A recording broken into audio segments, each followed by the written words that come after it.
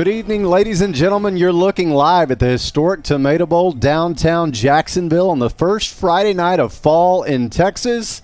And that means for the Fightin Indians, district starts. Matt Montgomery down at field level. Now the games count. Jacksonville and Hallsville tonight. The Indians would like history to repeat itself as they picked up their only win last season at Bobcat Stadium. They'd love to do it again. No question, and Wayne Coleman has been preaching that for the last 2 weeks, the bye week and, of course, this week, that those first three games don't matter. Forget them. Park them away. Take the good things and build on them. Forget the bad things. And district play starting again, as you said, tonight at Tomato Bowl. And, these are two teams that to say they are hungry for a win would be a massive understatement. Aaron, the last time that Hallsville won a football game was September the 13th, 2019. When they beat Bullard 16-13. So they're a little over 2 years removed from winning a football game. And, of course, Jacksonville just won 2 games in 2019. One of them was against Hallsville, the other against Palestine. And last year Jacksonville's only win was against Hallsville. So this is, you talk about two teams that are really, really looking for a win, that think in their mind, hey, this is the night. Both teams are thinking that, I guarantee you. Yeah, they are, and both teams coming in can score. Defenses, Jacksonville's performance in Henderson 2 weeks ago notwithstanding, defense is a little bit of a question mark for both teams. No doubt. Both teams 0-3 coming in. Henderson beat Hallsville in week 1 48-47. Hallsville missed an extra point. Kilgore beat Hallsville 49-27, so 48 points. They gave up 49 points. And then Chapel Hill, what a weird game that was 2 weeks ago for Hallsville. They were leading Chapel Hill 16-7, and they lost 36-16. So, just a heartbreaker after leading a pretty good Chapel Hill team. So, Hallsville's giving up 41 points a game. Jacksonville defensively is giving up 44 points a game. So somebody's defense is going to have to step up tonight. They both have been giving up a lot of points. Offensively, Jacksonville really had a really nice game to open the season with Crandall. So did Hallsville, scoring 47 against Henderson. Last week, 2 weeks ago, Jacksonville against Henderson just flat out just didn't get it done. They had 3 opportunities in the red zone, didn't get any points out of those. They had more turnovers than Henderson, which we always talk about turnovers being a difference maker. They were. And so Jacksonville outgained Henderson. I think it was like 389 yards to 340 or something like that.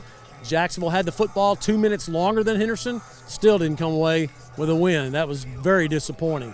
So tonight, people say, what do you think? I said, if Jacksonville wins 42-10, I won't be surprised. If they go down 42-10, I won't be surprised. It's still, this team's still trying to find their identity as a whole team, because you had 2 great really a great offensive performance in week 1, and then not much offense last week from a scoring standpoint. Jacksonville moved the ball against Henderson. They just didn't convert it into points. Yeah, that's right, Matt. And the Jacksonville defense did really step up 2 weeks ago in Henderson. They only gave up 21 points. And so if you can find some combination, some happy medium for those 2 units, Jacksonville may finally get the win here at Open District and finally get a win here at the renovated Tomato Bowl. I hate to keep bringing that up. Yeah, that's one of those things. I just had talking to Wayne Coleman, and we were talking about the home games that Jacksonville has this year. Of course, Hallsville, you got White House, and you got Nacogdoches and Pine Tree, all what I would call winnable games, if you will, just looking at the non-district games so far. But, hey, man, you got to get the one first. And, again, as you said, it's been they haven't had one yet here at the new remodeled Tomato Bowl. Tonight would be a great opportunity to get that. But, Aaron, this is a Hallsville team. It's the best Hallsville team that I've seen in 3 years, and they're 0-3. They can move the ball. They have some outstanding weapons on offense, which we'll continue to talk about here throughout the broadcast. Yeah, Matt, you were telling us during the week we had some conversation. You said that Jacksonville, at least from the practices that you saw, they didn't look like an 0-3 team. The attitude was not what you would expect. I didn't go down to practice during the bye week.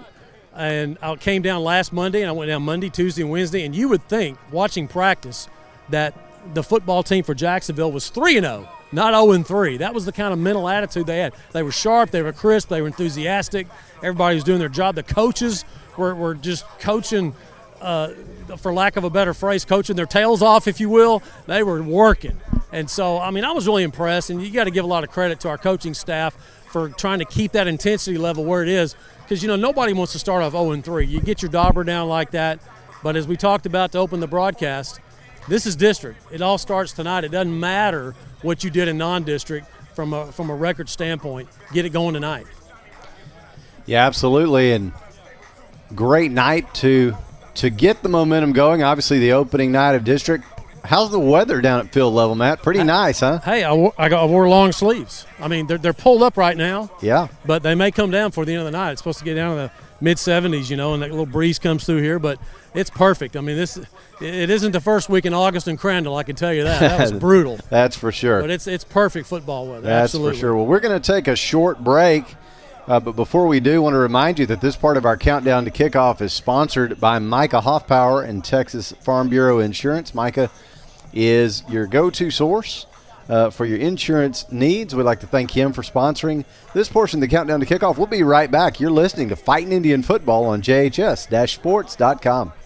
Dr. Darwin Dar and his staff at Dar Chiropractic specialize in family chiropractic care, exercise rehab, digital x-rays, nutrition and weight loss programs, decompression, and chiropractic wellness care. Located down the street from the Tomato Bowl, Dar Chiropractic. They can help you feel better. Since 1953, Hubert Glass Oil has been serving East Texans the finest automotive fuels and lubricants.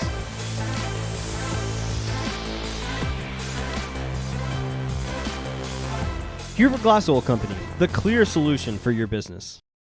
Since 1952, Texas Farm Bureau Insurance has been protecting their customers with life, auto, and homeowners insurance. Call Micah Hoffpower in the Jacksonville office at 903-586-9809. Micah's years of experience will help you find the right coverage for you and your family.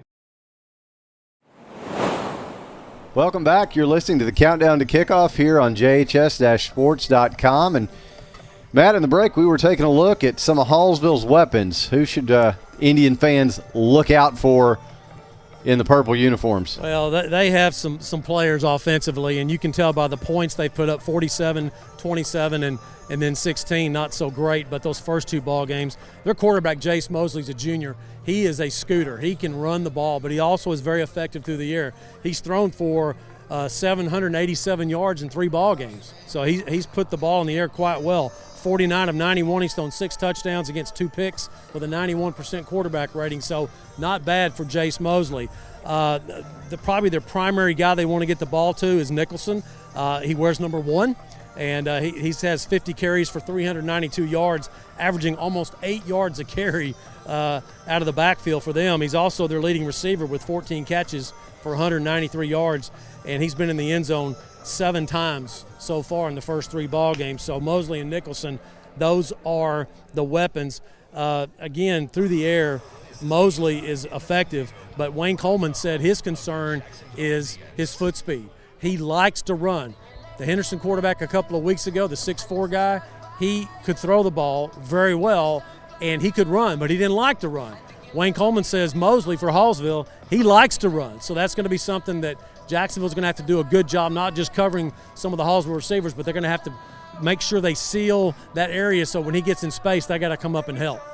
By the way, this is not what you would call one of Jacksonville's long-standing rivalries. This is only the 37th meeting between Jacksonville and Hallsville. Jacksonville leads the all-time series 26-13.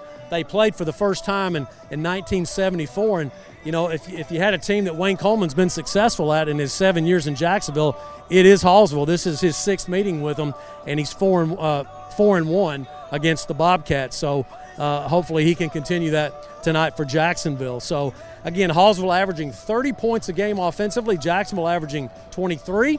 We already talked about the defenses. Aaron, this could be a shootout. But I think the last time we said we were going to see a shootout, that didn't happen. That's so right. You never know. Yeah. I thought the Jacksonville and Henderson would be a shootout, and it was not. Yeah, we kept waiting for that shootout to start. It just never happened. It never did. Yeah.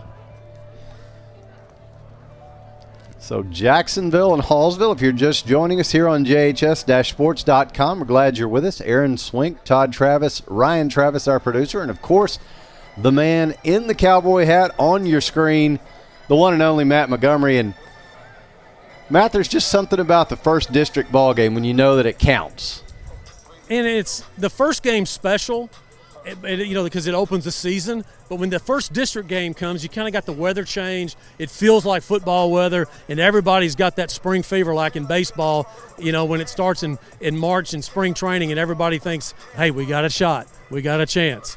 And, everybody's in first place, that's and right. Hope springs eternal. Exactly, and that's kind of the feel that I got from practice this week with Jacksonville, is that just a little bit crisper, and then the wind started blowing a little bit on Wednesday, and the cool air kind of came in, and man, that really got everybody going. Everybody was really practicing harder, and when that humidity is not 80% out there, man, that makes a big difference. It does. Yeah. So offensively, it's been a really strange year for Jacksonville offensively, because coming into the season, Wayne Coleman wanted to run the football. Isaiah Mallard coming in, he said, was going to be the best running back that he's had in his 7 years in Jacksonville, and Isaiah had a great opening night against Crandall. He got Palestine shut him down, and he got hurt early against Henderson, turning that ankle. We will see Isaiah play tonight. He's had a week off.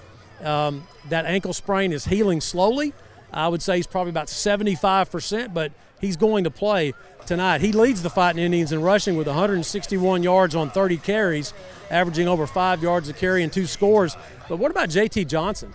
The senior came in and really had an immediate impact, especially in the Henderson game after Isaiah got hurt. He has 91 yards on the ground on 21 carries so far in the season. But the statistic that really jumps out to me, Aaron, about Jacksonville offensively is 75% of the offense this year is through the air, 25% on the ground. Jacksonville has thrown for 886 yards and 294 on the ground. So you're averaging 393 yards a game on offense, and 75% of that is through the air. If you're going to defend Jacksonville, what do you think you're going to do? I mean, you're going to pressure Ryan McCown and force him to throw, because the running game has been a little bit behind in contributing to the total yardage for Jacksonville in the first 3 ball games. Yeah, that's true, Matt, and we've seen the Jacksonville offensive line have their struggles in pass protection, so you know that the opponents have seen that film. Yeah, they have, and of course, one thing I was talking to Wayne Coleman and Josh Moore, the offensive coordinator, this week, and I was telling them, hey, I was pretty hard on the offensive line in the broadcast, and of course they sometimes go back and watch that, and they said, yeah, we need to explain something to you there, that offensive line was not doing that poor job. The thing that was happening was every time Jacksonville was blocking 5, Henderson was bringing 6. If you left a running back there to block 6, they were bringing 7. They were making sure they had an extra guy to put pressure on Ryan McCown and get him out of the pocket. How do you fix that? They have the solution. Ryan's got to get rid of the ball. And that was the thing they worked on so much in the last couple of weeks, is Ryan's release. And I talk about how he can extend the play and move it around.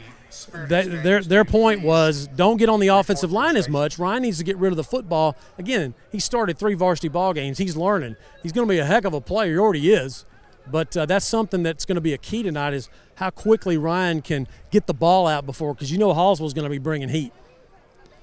Yeah, well, looking at watching McCown in warm-ups, I mean, it looks like his release looks good. We'll see how he does as far as, like you say, getting it out quickly. But, boy, he can fling it. He can, and no doubt he is talented.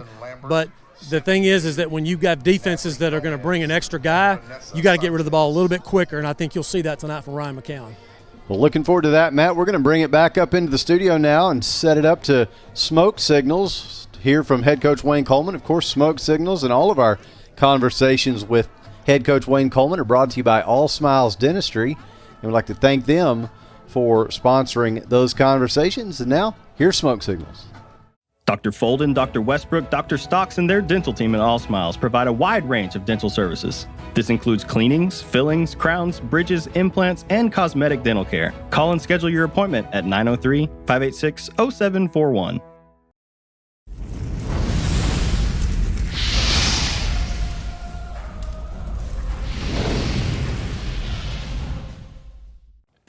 Welcome to Smoke Signals, everyone. I'm Matt Montgomery, along with head football coach and athletic director Wayne Coleman. Jacksonville had the bye week this past week and getting ready for Hallsville. District play starts at Tomato Bowl. Coach, let's kind of run through the non-district games.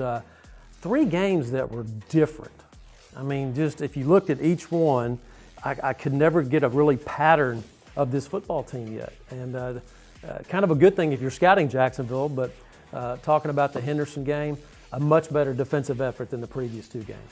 Oh, no doubt. And we felt going into the game like this was the kind of football our defense would feel comfortable in playing. A spread team like Henderson with good athletes that we could get out on the field and match up with, and our defense played really well.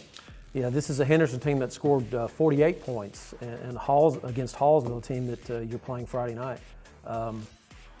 You just seem to have some things working defensively. What worked against Henderson that, of course, we won't talk about Palestine, that was a wing T, that we'll go back to Cleburne that maybe you kind of fixed a little bit on defense?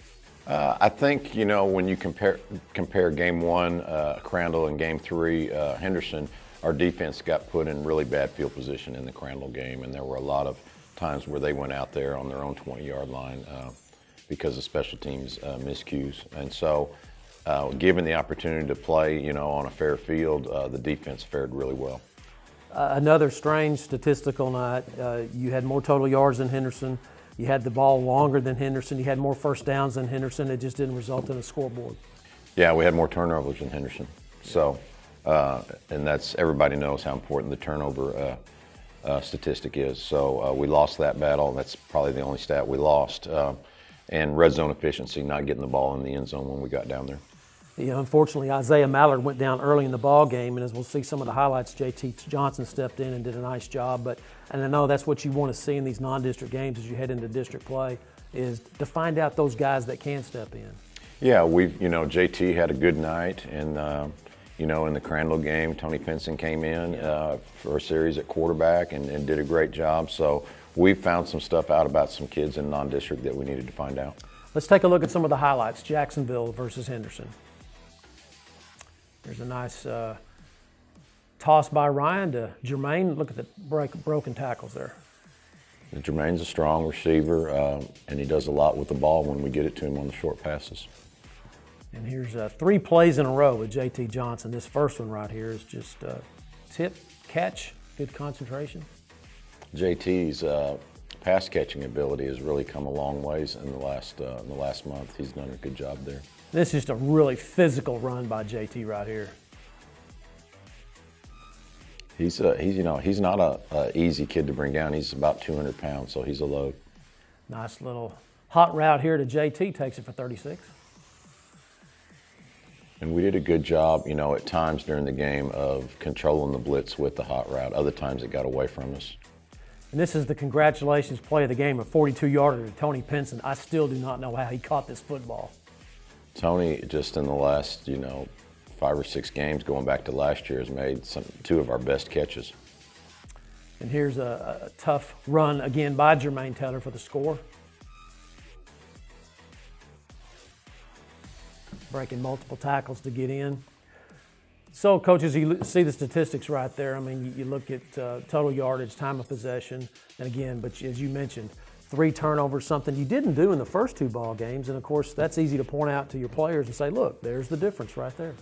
Yeah, I mean, if you had a formula or a drill or something that was, take care of all the situations that turnovers can happen in, I mean, it's everybody would be doing that. And, you preach high and tight ball security.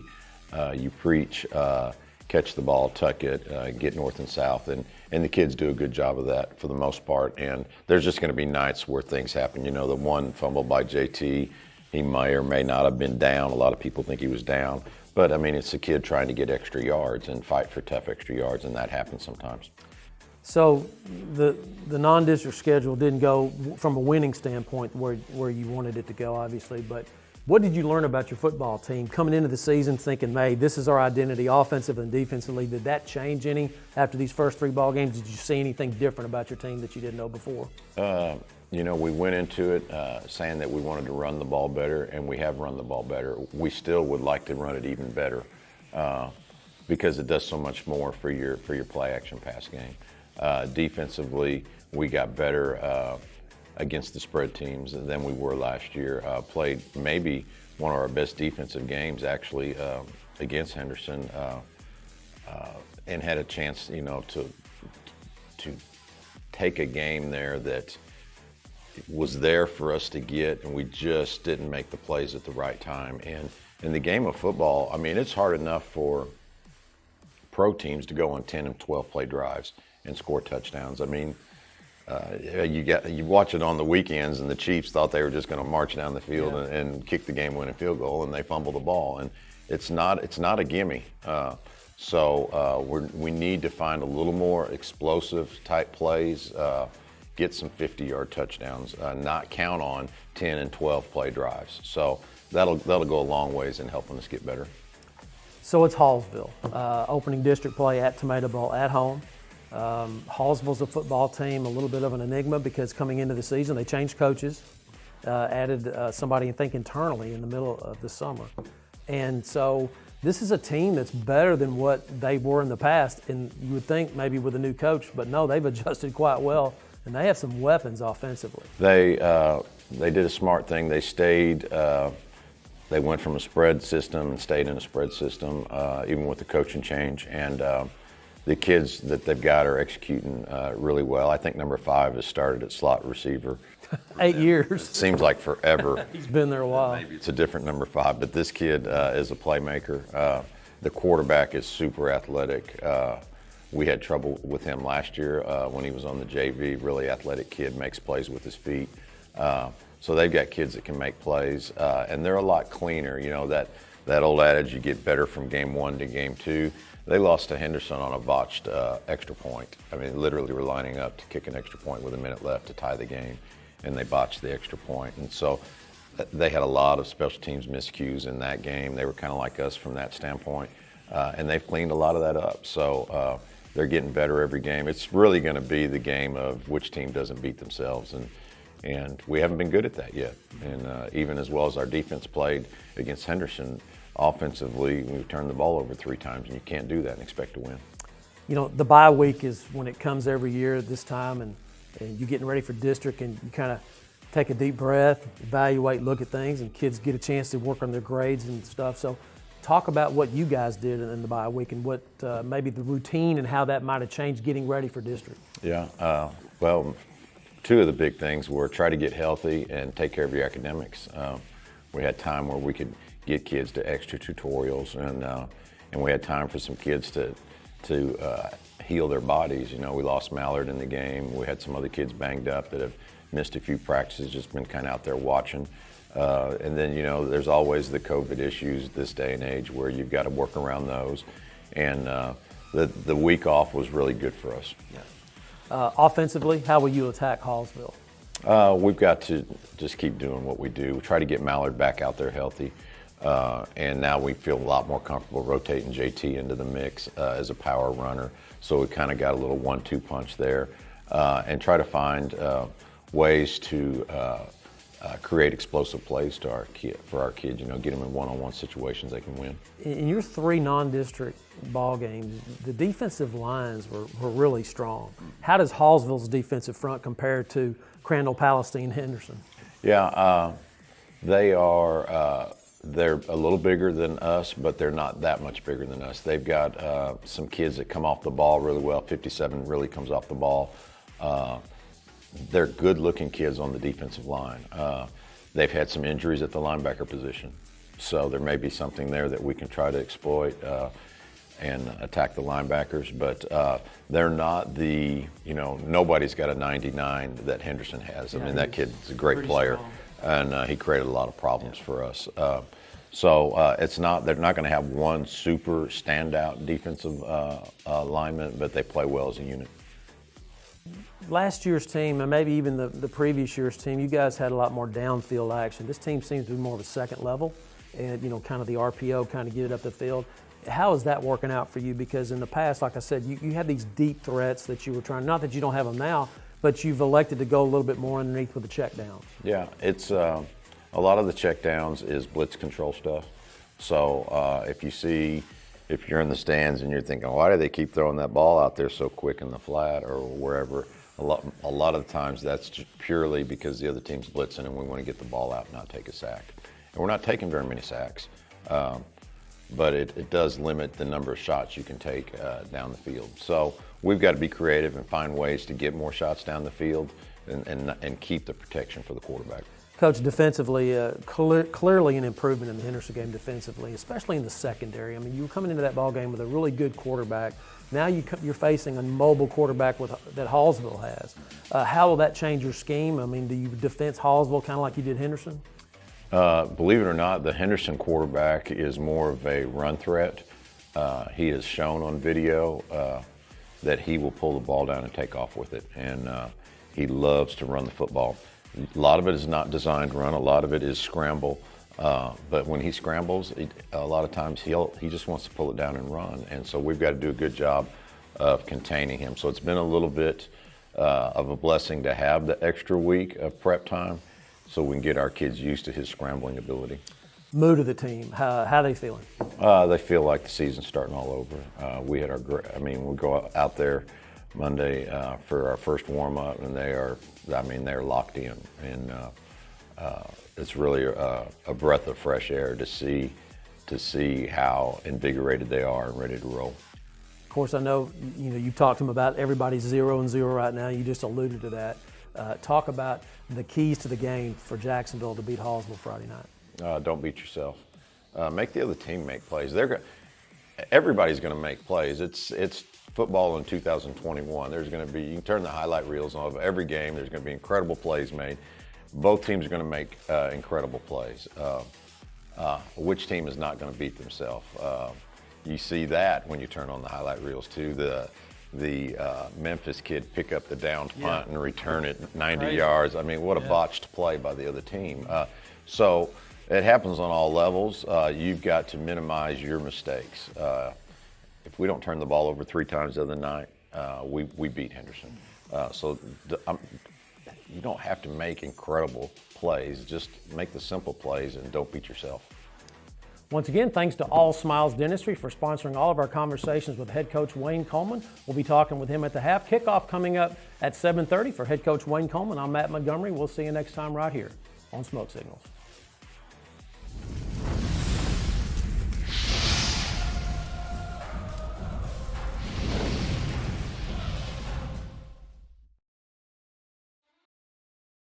Dr. Folden, Dr. Westbrook, Dr. Stocks, and their dental team at All Smiles provide a wide range of dental services. This includes cleanings, fillings, crowns, bridges, implants, and cosmetic dental care. Call and schedule your appointment at 903-586-0741.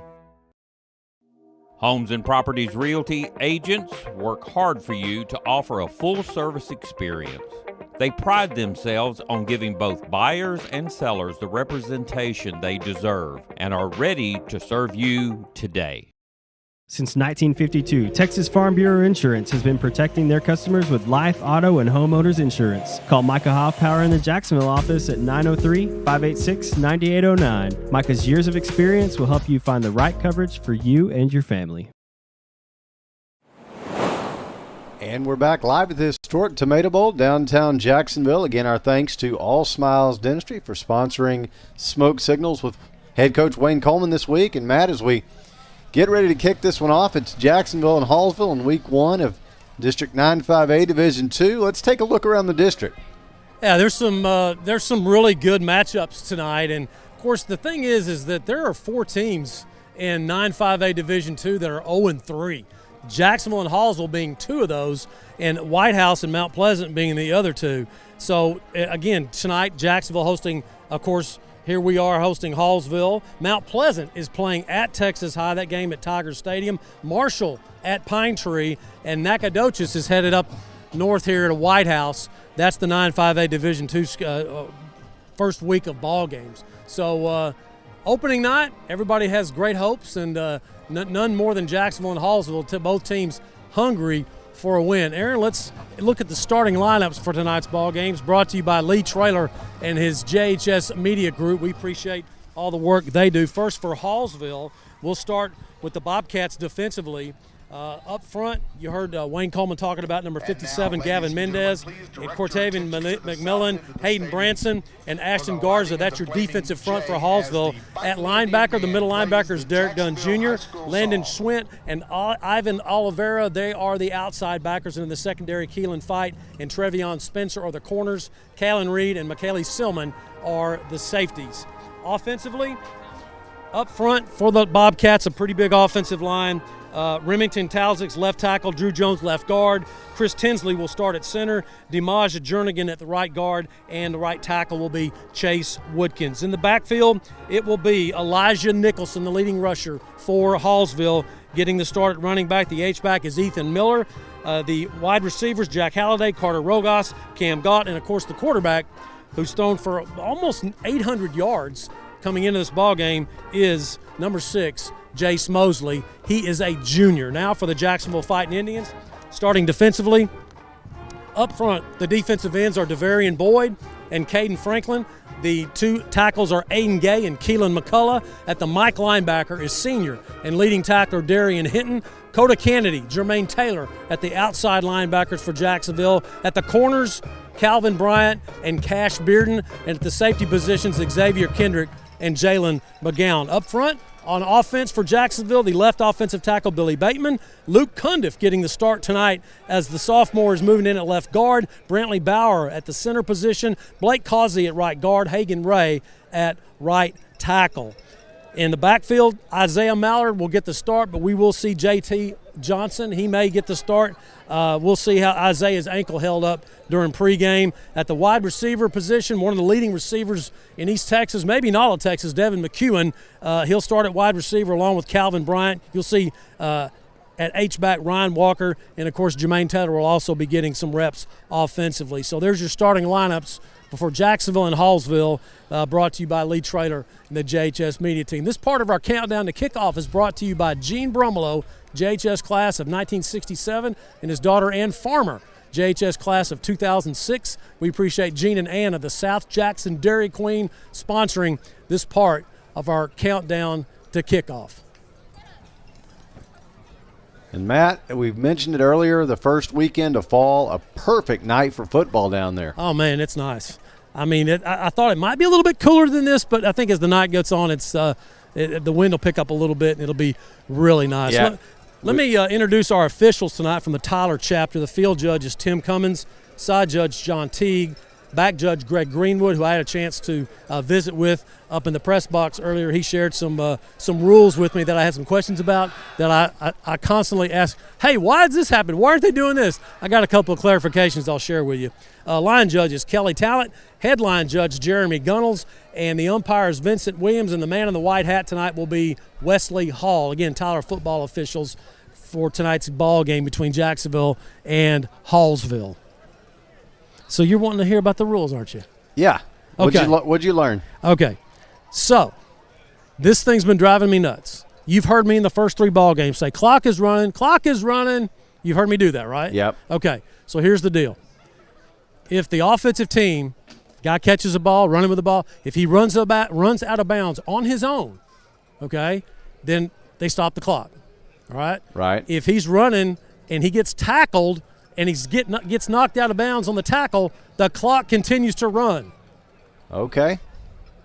So you have to get out of bounds yourself under your own power if you want the clock to stop. That's right. There you go. I mean, I did not know that because I've seen go. the games where we get knocked out of bounds, and I didn't have time. He had to go, but I had several other things I wanted to ask him. But because these rules sometimes they're different. We watch pro football, we watch college football, and then you come to high school, and sometimes the rules are different. And that out of bounds deal that doesn't apply in the NFL. All right, that's for National Federation of High Schools, and so that's just. I mean, I kept wondering. I just thought when you're out of bounds, you're out of bounds. Stop the clock. It's a way to speed the game up. It's kind of like the 40-second clock and the 25-second clock. Okay, so after kickoff, this happened to us a couple years ago when they changed this rule. Once you kick the ball off, and to say the ball goes out of the back of the end zone, the 40-second clock starts right then. Yep. That's right. Yep. But when it's a regular play from scrimmage, it's the 25-second deal. All right. So anyway, they're trying to speed the game up, and with so many teams now throwing the football, slows the game down on an incompletion. Now, the clock does stop on incompletions. I do know that. It still does. They haven't changed that yet. Yeah. Yeah. The only thing that freaked me out against in the Henderson game a couple of weeks ago was there was a change of possession on a punt, and the clock was running. Yeah. And I asked him specifically. He said, "Nope, that clock stops there." So they just missed that. They just missed that. Flat out missed that one. So yeah. Well, that happens. It happens. So just getting closer to kickoff here as the Cherokee Charmers on the field, and fans starting to continuing to roll into this first district ball game. Fans, don't forget this part of our countdown to kickoff is sponsored by our good friends Gene Brumelo, class of 1967, and his daughter Ann Brumelo, class of 2006 at JHS of the South Jackson Dairy Queen. Thanks to Gene, thanks to Ann. Appreciate your sponsorship and friendship through the years and helping us provide Fightin Indian football here on JHS-sports.com. Yeah, we're glad you're with us. Of course, if you're just joining us, you can follow along on JHS-sports.com. You can also find us across our social media platforms. We're on Facebook, Twitter, Twitch. What is all that stuff, Ryan? I got to tell Ryan, I had somebody tell me last week that they watched the games on Twitch, and they cannot believe the quality. And so I said, the quality? He said, oh, man. He said, it is unbelievable. You know, that's a gaming website. Right. And he said, when you watch the Jacksonville games on there and they're streaming, he said, the picture is so much better. I said, better than YouTube? Because I watched it. Sometimes I look at the replay on YouTube and it looks pretty good. Maybe Ryan can explain the technology there, but I don't know. Hey, maybe that's your halftime interview. Ryan can explain gaming streaming technology. There we go. Maybe that'll work. Yeah. So, Hallsville now coming out of the dressing room, and looking to my right, Jacksonville also coming out, and Jacksonville's going to be carrying out. I like this. I love this. The American flag. Look at this. Yeah. I love that. And It's of course, a great look. saw pictures of Rusk doing that their last ball game. So I'm wondering maybe Jacksonville saw that picture in the paper and said, "Hey, I think we want to do it." I love it. I mean, I'm patriotic, so, and I know you guys are too. So I just love to see that. I just hope nobody falls and spears that flag. Yeah, and of Just course, take it easy. As we see Jacksonville lining up in the tunnel there, of course, they're still wearing just the plain blue helmets, still trying to get the headdresses. You jinxed it, man. Well. Oh, no, I'm kidding. Yeah, they are, and unfortunately, that's the that's a problem with being 0-3 right now. You didn't get to put the feathers on them, but hey, could it be a better night? District opener, Tomato Bowl. First win at the renovated Tomato Bowl. Yes. I mean, it's amazing that you think about it, and of course we talked about this in pregame that Hallsville's in the same boat, man. They haven't won again since September 13th, 2019. It's over 2 years ago. They were 0-9 last year. COVID got them a lot, but they were still 0-9. And you know, Jacksonville won one game last year, and it was against Hallsville. So both teams, somebody's got to win this game. Yeah, as you said, and as you said in the intro, hungry for a win is an understatement. Yeah, and the way Jacksonville, I mentioned earlier, the way they practiced this week, man, they really. I mean, if they don't win tonight, I'll be really surprised.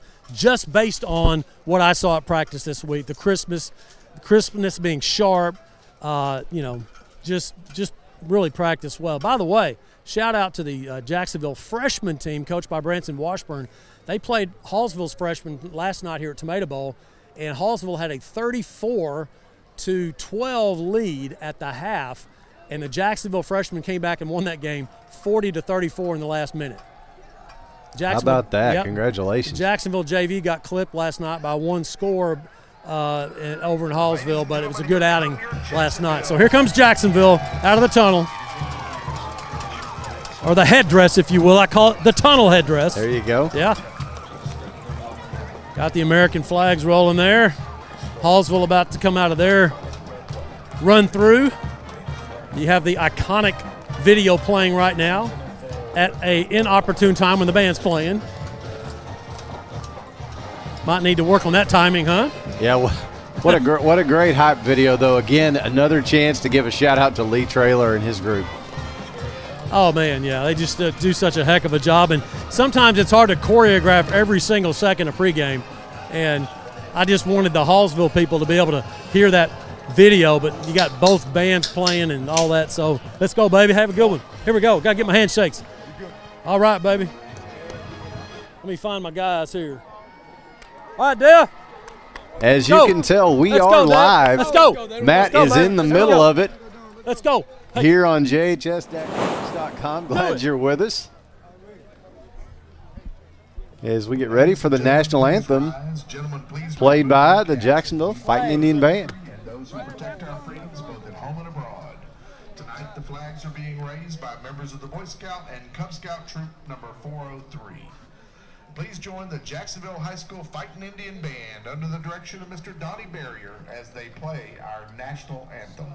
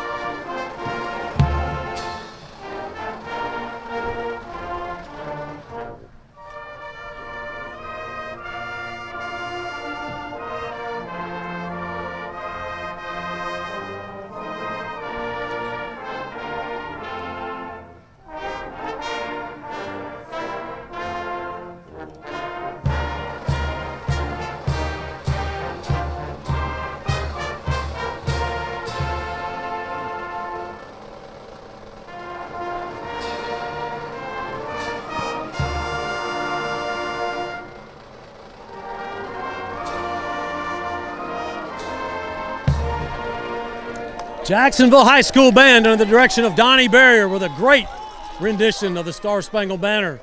And we are at Tomato Bowl for the District 9 5A Division II opener between Jacksonville and Hallsville. Both teams hungry for a win.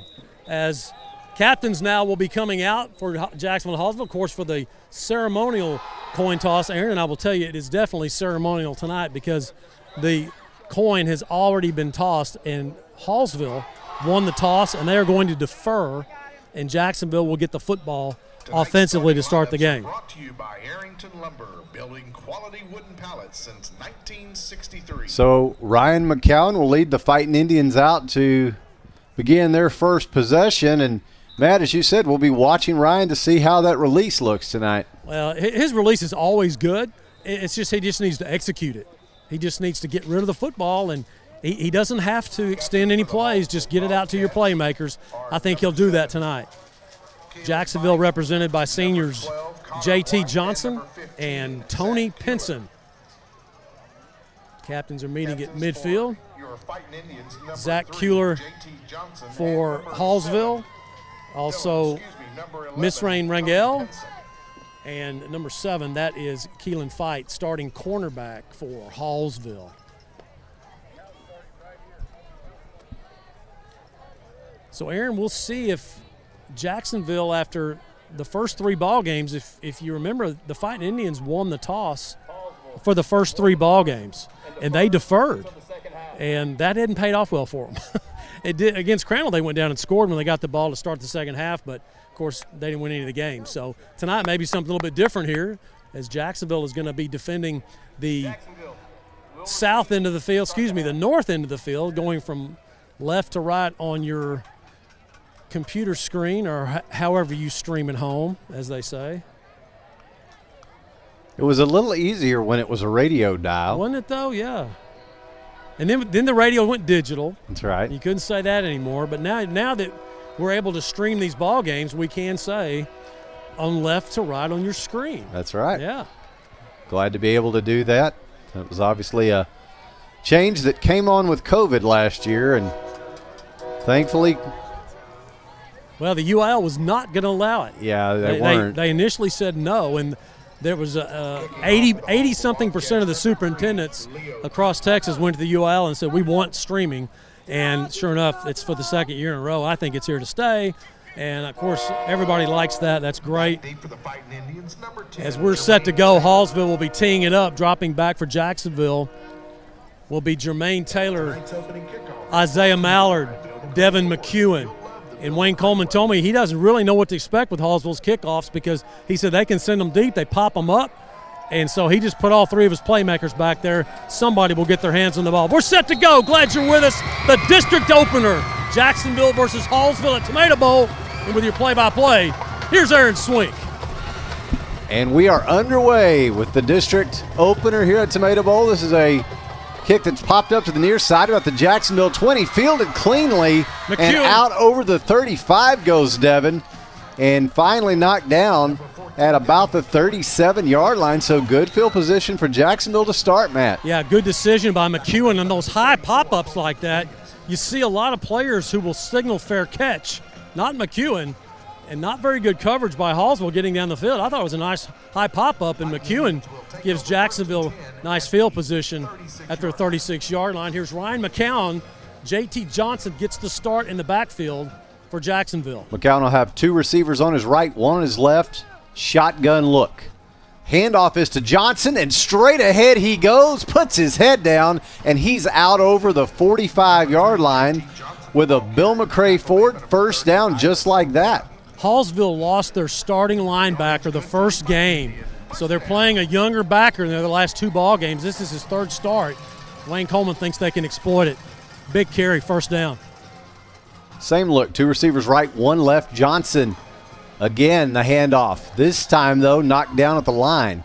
Cortavian McMillan, nice job for Hallsville right there from his right tackle position, jumping on Johnson at the line of scrimmage. But JT has such strong legs, he actually pushes his way forward for about a yard gain. So it'll be 2nd and 9 with the football at Jacksonville's 42.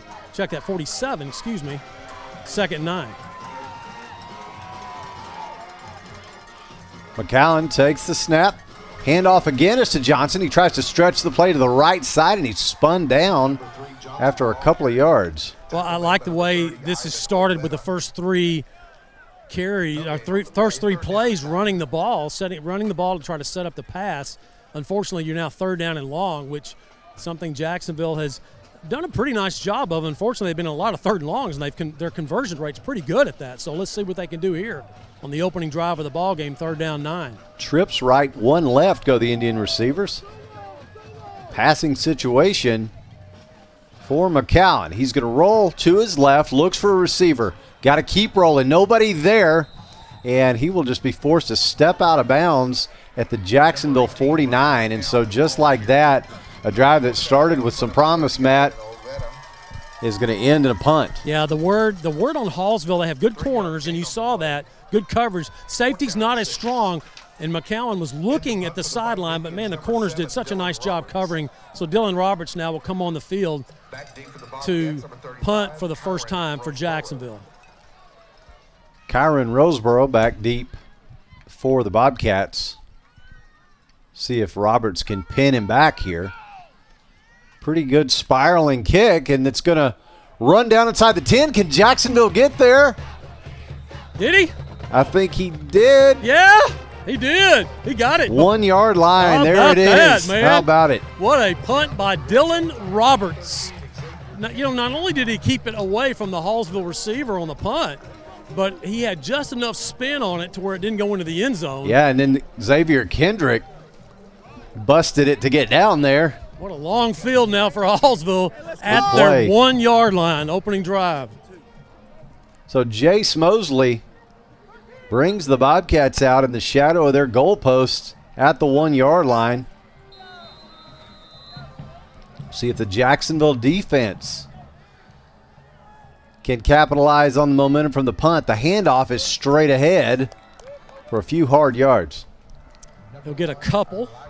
That was Nicholson's first carry. Yep, Nicholson, leading ball carrier for the Bobcats, averaging 7.8 yards a carry is Elijah Nicholson of Hallsville. So he picks up 3, 2nd and 7.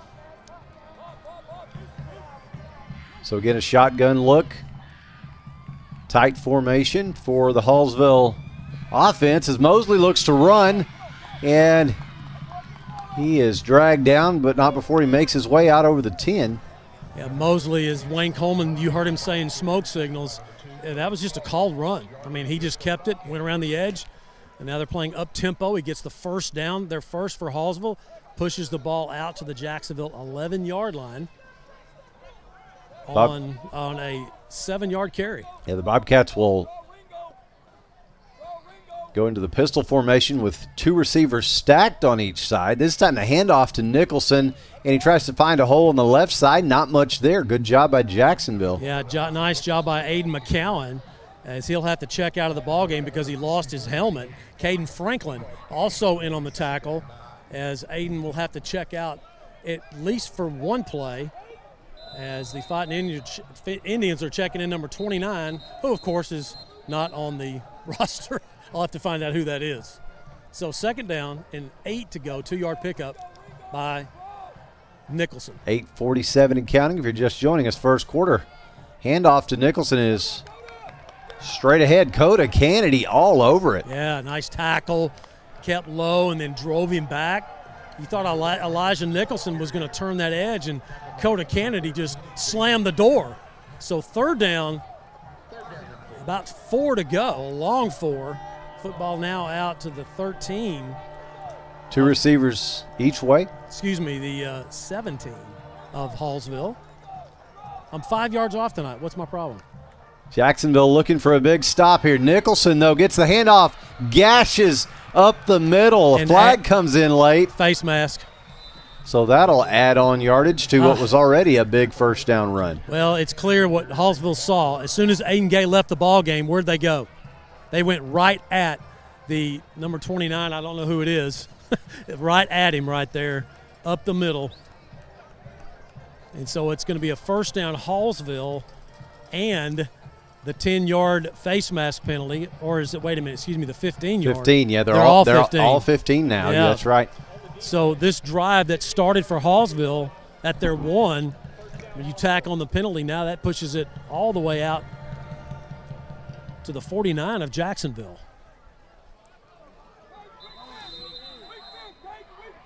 Trips right, 1 left, go the Hallsville receivers. As Mosley drops back, looks to his right, going to keep. Jacksonville brings pressure. Oh, flag! He offloads it. That's a flag, man. There's a flag, comes in late. And the offensive lineman reached out there and touched the ball like he was a receiver, and I was waiting for the flag, and finally the side judge throws the flag as I think he was just waiting for you to tell him to throw it. Sorry about that. Jace Mosley, the quarterback for Hallsville, flushed out of the pocket. Nice job by Jacksonville in the secondary. I mean, you're not going to call that a covered sack because Mosley was able to get rid of it, but unfortunately for him, he threw it right to one of his offensive linemen, and he kind of said, I'm not supposed to catch this, but I'm going to stick my hand out here and slap it. And now let's see the officials here as they going to make the call. So it's an ineligible receiver clearly, and that's going to be the penalty.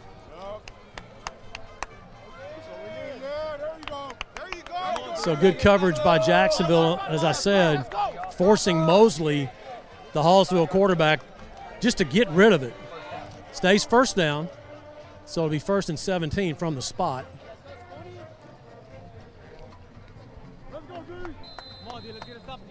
So they're ready for play, whistle blows, and back to play with 2 receivers left, 1 right for the Cats. Now they'll bring a man in motion. They're going to fling it out to him, try to set up a screen on the far side. They do, and that looks to be good for first down yardage. Oh, man, just maybe Jeter. Just short, but wow, what a play. Yeah, Jeter makes the catch, and it was a high throw, and he went up and got it.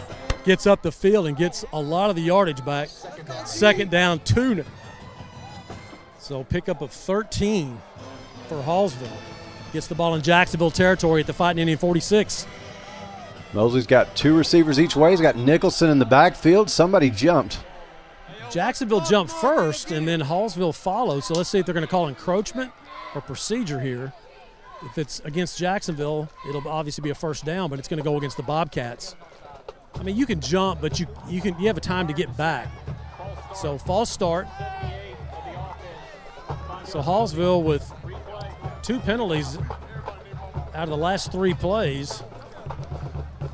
And, when you see teams doing that, Aaron, you start to notice that you see why teams are 0-3 when they do stuff like that. The good teams, you don't see those kinds of penalties. So now 2 receivers stacked on either side of the formation for Mosley. He gets the handoff to Nicholson. Yeah, And Nicholson just puts his head down and moves the pile a little bit. It's going to be offsides, Jacksonville. Watch the football. Watch the football. You got to have peripheral vision when you're on that line of scrimmage, man. You've got to. You can't just turn your head and look at the ball, but you got to be able to see it out of the corner of your eye, and you move when the ball moves. Jacksonville has struggled. Now look at this. They're going to call procedure. Excuse me. I thought Jacksonville was clearly offsides. I guess somebody twitched. Oh, no. Did you see that? Yeah, he started. The official went the wrong way. He was walking the wrong way. He still hadn't marked it off. Has he marked it off yet? I think he did. He brought the 5 back. He did on the procedure. There you go. He went the wrong way. Okay. 2nd down. Mosley going to keep. Jacksonville trying to shut him down, and fumble. The ball's out. Ball's out. Oh no! They said he was down. Oh, they're gonna. Hang on just a second. They're gonna blow it dead. Wait just a minute. Let's see the fish. Let's see the replay right here. Let's see. Jermaine Taylor coming up with a football as the quarterback, Jace Mosley, on the keeper, gets the 1st down, and no replay, and I understand why they don't do that on controversial calls. That's not cool to do. Yeah, I think that might be a rule. I think that Mount Pleasant game a couple of years ago solved that. Yeah. So 1st down for Hallsville at the Jacksonville 39. Bobcats will overload the right side of this formation. The handoff, though, straight ahead, but Jacksonville plugs the hole. Apologize, I got the yardage wrong again there with the 44, and that's where it's going to stay. So Franklin for Jacksonville makes the tackle. 2nd and 8. So 43 now for Hallsville.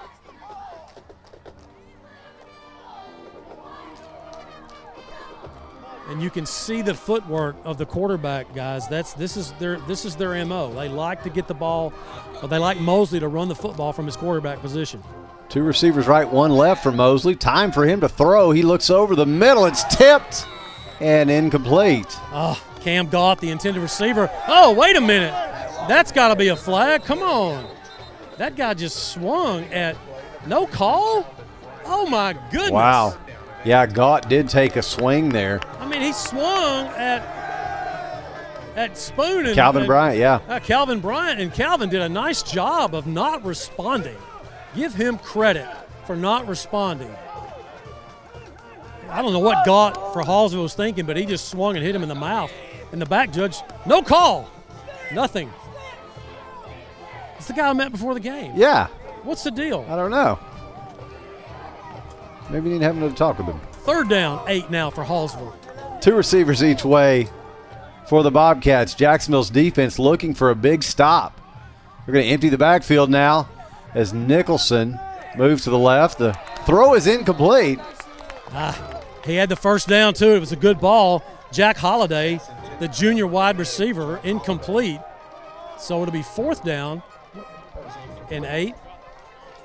I thought it was a well-thrown ball, just dropped by Holliday. He would have had the 1st down, too. Yeah, it looks like Hallsville's going to keep their offense on the field. Yep. At the Jacksonville 43, see a lot of teams doing that right now. Maybe they're going to try to get him to jump here.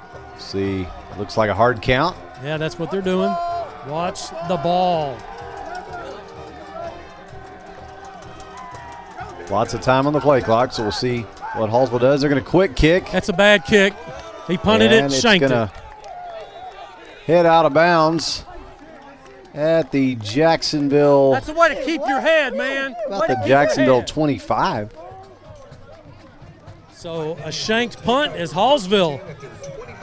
That drive that went from the 1-yard line, their own 1-yard line, all the way to the Jacksonville 43, stalls. And it stalled on penalties and drop passes, and then the shanked punt by the quarterback Mosley is Jacksonville did a nice job not jumping, so 2nd possession for Jacksonville will start at their 25-yard line. Calvin Bryant checks in the game at receiver. Jermaine Taylor, Devin McEwen, and Ryan Walker is at the H-back, but he's flexed out double wides. Yeah, 2 each way for McCown. He's going to look left, throw, incomplete. Looking for Bryant. Took off running before. Intended for number 23. Just needs to get a catch, get some confidence. He's had a problem dropping some passes in practice, and teammates encouraging him now. He just needs to focus and make the catch before he runs. He'll stay in the ball game, second down 10, as that quick release results in an incompletion. 2 receivers on the right side now, 1 on the left. Walker, the H-back, is on the left as well. McCown going to throw right, complete. McEwen. Big hit on Devin over there, though. Yeah, instantly tackled by Ivan Olvera. Number 2, Travion Spencer. Check that, Spencer on the tackle. Now, that's not correct. It was the corner that came up and made the tackle, not the linebacker. That's Ivan Olvera. Immediately hitting McEwen. 3rd down and 6. So 3rd and 6, he does pick up 4. Again, good solid corner play for Hallsville in this first quarter, keeping the receiving on the outside at bay for Jacksonville. Hallsville backers come up, the handoff, and not much doing at all. Gee. What? I don't know. Yeah.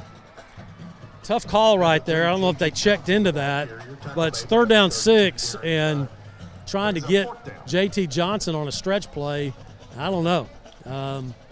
Didn't go anywhere. Loss of 2 on the play. So Dylan Russell had a great punt that pinned Hallsville at their 1 earlier. Dylan Roberts, excuse me. Dylan Roberts standing at his 15 for Jacksonville. See if he can do it again. It's an end-over-end kick. It's going to take Let it bounce. a little bounce, but you know what, though? I understand you let it bounce.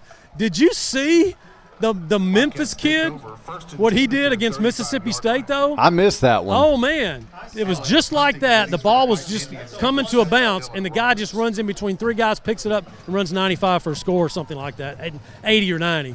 I mean, these guys are dangerous now. Sometimes you may need – you better cover it. But I know what you're saying. That could have bounced maybe a few other yards. So Mosley and the Bobcats back to work. He's got 2 receivers on his right, 1 on the left. Nicholson is the back. Wow, wide open in the slot. And Mosley going to keep after faking a handoff. Nice tackle over there on the far side. Who is that on that tackle right there? That's Dylan Roberts. Wow, nice play by Dylan. 3-yard gain on the play. So Mosley picks up 3 out to the 38 of Hallsville. He doesn't make that tackle, he's going to be able to stretch that out, probably get a first down. So Dylan Roberts from his safety position making the tackle. Excuse me, his corner position, right corner. Trips right, 1 left. Now going to move a man into the H-back slot on the left side. Mosley going to keep. Jacksonville trying to bring some pressure and they did. Force the incompletion. Coda Kennedy coming in off the edge along with Darian Hinton as Mosley under pressure. And it was good coverage out here by John Johnson for Jacksonville. He's doing a nice job covering, but, man, the pressure by Coda, Darian, 3rd down, 8. Can you get your defense off the field? No score, both teams with 2 possessions now. Hallsville still in their second trying to convert. 3 receivers right, 1 left for the Bobcats. Jacksonville looking for another big stop. As Mosley gets the call from the sideline, steps up to the line to give the orders. Now steps back into the shotgun set. And Mosley going to fake a handoff, set. He wants a deep ball. Jacksonville wants to get some pressure. Ball's in the air. It's incomplete. It's almost intercepted. Yeah, it was Cash Bearden coming over and getting a hand on it, thrown high. Almost a fantastic catch by Hallsville's Cam Gott. He got a hand on it. It was a little bit high for him, and as you said, Aaron, almost picked by Jacksonville's Cash Bearden. And now 4th down, and Hallsville keeps their offense on the field, but we know what they did last time. Watch Devin McEwen will probably need to drop back here as the quarterback Mosley has stayed in the game. Now he's dropping back to punt. Yeah, and McEwen drops back. And that's not a very good kick. It hops out right at Matt's feet. Muffed it. Yeah, right there at the Jacksonville 32. Yeah, I need to work on your hands, partner. Yeah, well, I'm kind of full right here. That's true. Yeah. That's all right. Yeah. We'll give you that one. Ryan Travis says no excuses. No excuses. Catch it with my mouth, which a Catch lot it of with- people would say could happen. So Jacksonville now with their third possession with 3:07 remaining in this first quarter. No score. And Isaiah Mallard back for Jacksonville in the backfield in his first action tonight. See how that ankle is. And right away, McCown going to hand off to Mallard, and he's going to make his way up over the 35 to about the 36-yard line. Yeah, So it looked pretty good on that one. A different look for Hallsville defensively is those first two drives. J.T. Johnson, who's going to check in now, as you see Mallard, he's not right. You see, look. Yeah. He's just not there. One carry, he gets 4, he's going to come out. It's just not right. Injured 2 weeks ago against Henderson. He's trying to go. He's a gamer, tough kid, 3-year starter. So 2nd down 6 as JT comes back at running back.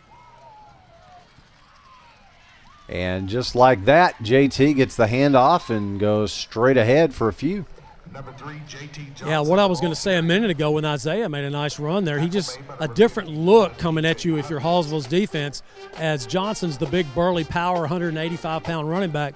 Here comes Mallard, who can make himself smaller than his 160-pound frame. He just gets behind those linemen, and he's hard to find.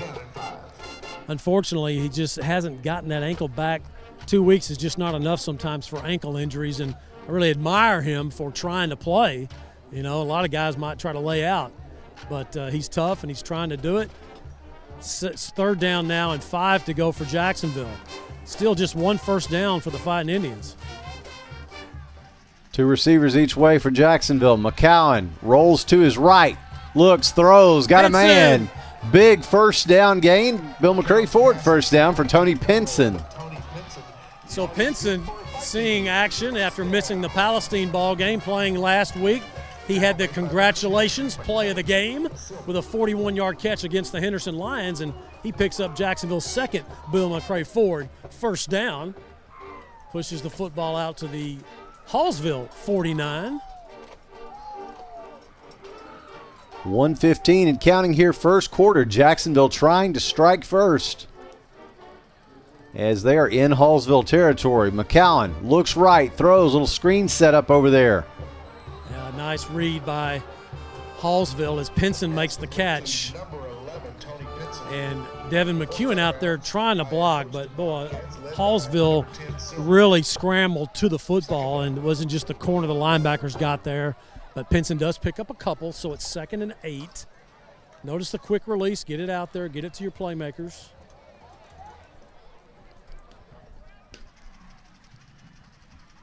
So just under a minute to go here, first quarter. McCowan takes the snap, hands off to Johnson, and he's pounded. Yeah, just the offensive line for Jacksonville just not getting a push right now. Is, you know, you've got some size up there front for Hallsville, but not really any bigger than what Jacksonville has seen in those first 3 ball games with Crandall, Palestine, and Henderson. So no gain on the play for JT, 3rd and 8. So we'll see if McCowan can hit for a big first down here for the end of the quarter.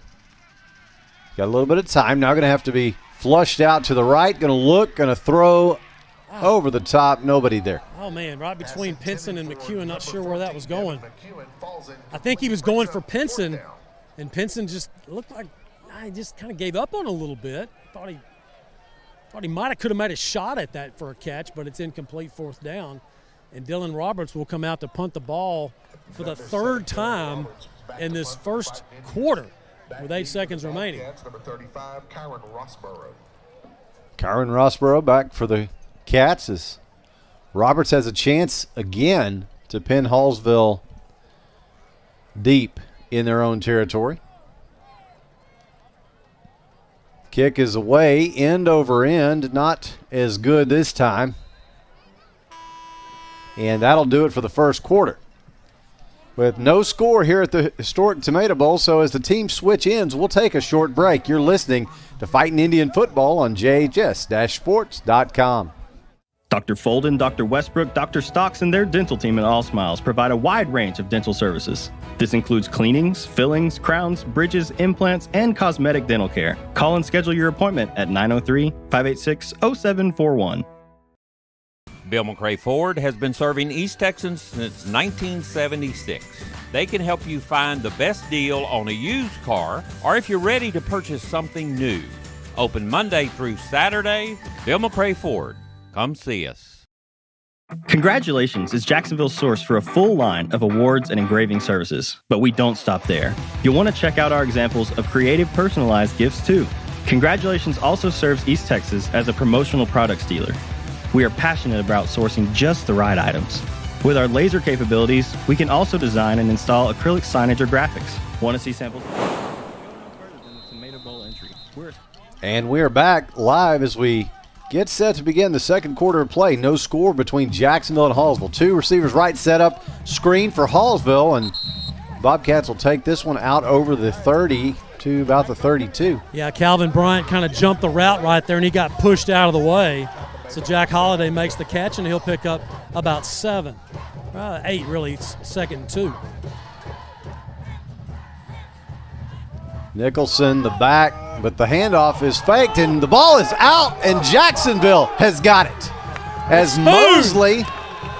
That's Calvin Bryant. Mosley lost the handle, and Calvin Bryant was there. And now we have a late flag afterwards. Let's see what happened here. So the fumble by Mosley is picked up by Calvin Bryant. He scoops it up and gets back up the field for about 7 or 8 yards on a fumble return. So let's see what the call is. A flag came in late.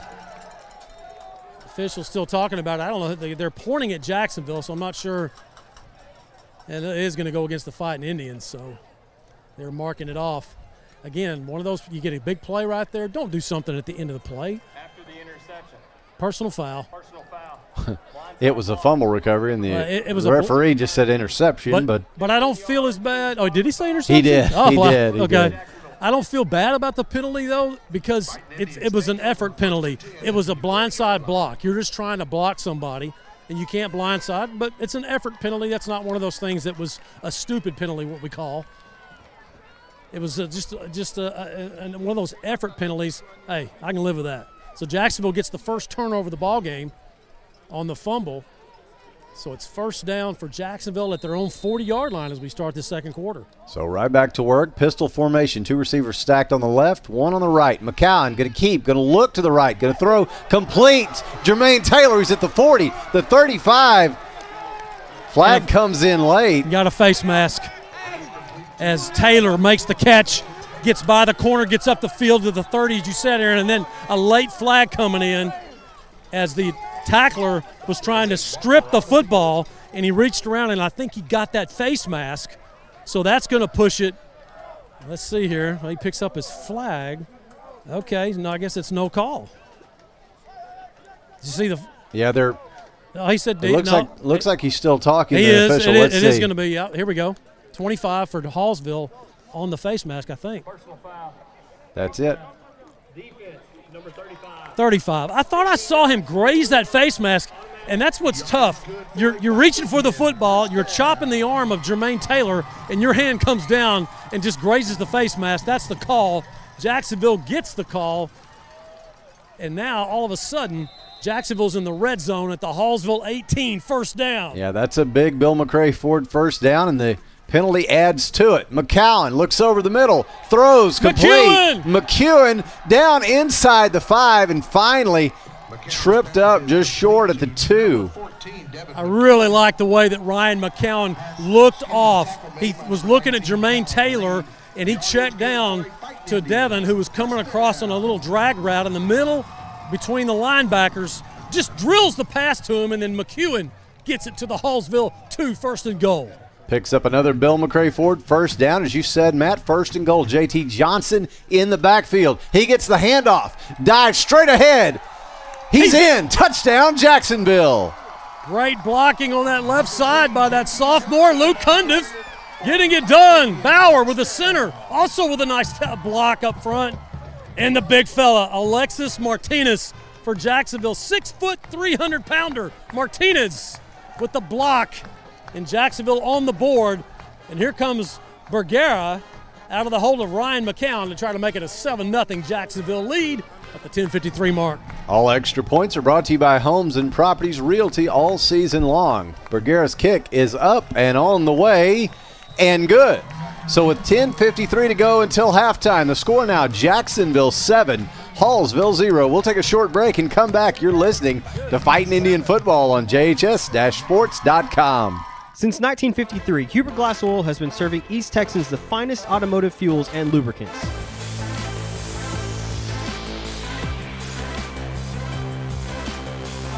Huber Glass Oil Company, the clear solution for your business. The honey barbecue chicken strip sandwich is delicious. It's got that barbecue flavor, the cheese melts on top with that Texas toast. You look at it, your mouth starts watering. It's my go-to sandwich. The honey barbecue chicken strip sandwich, that's my all-time favorite. Hi, I'm Matt Montgomery. For the past 37 years, I've been helping people just like you get their financial ducks in a row. I'm a registered investment advisor and chartered financial consultant. We do portfolio management and comprehensive financial planning. Give me a call for a free consultation.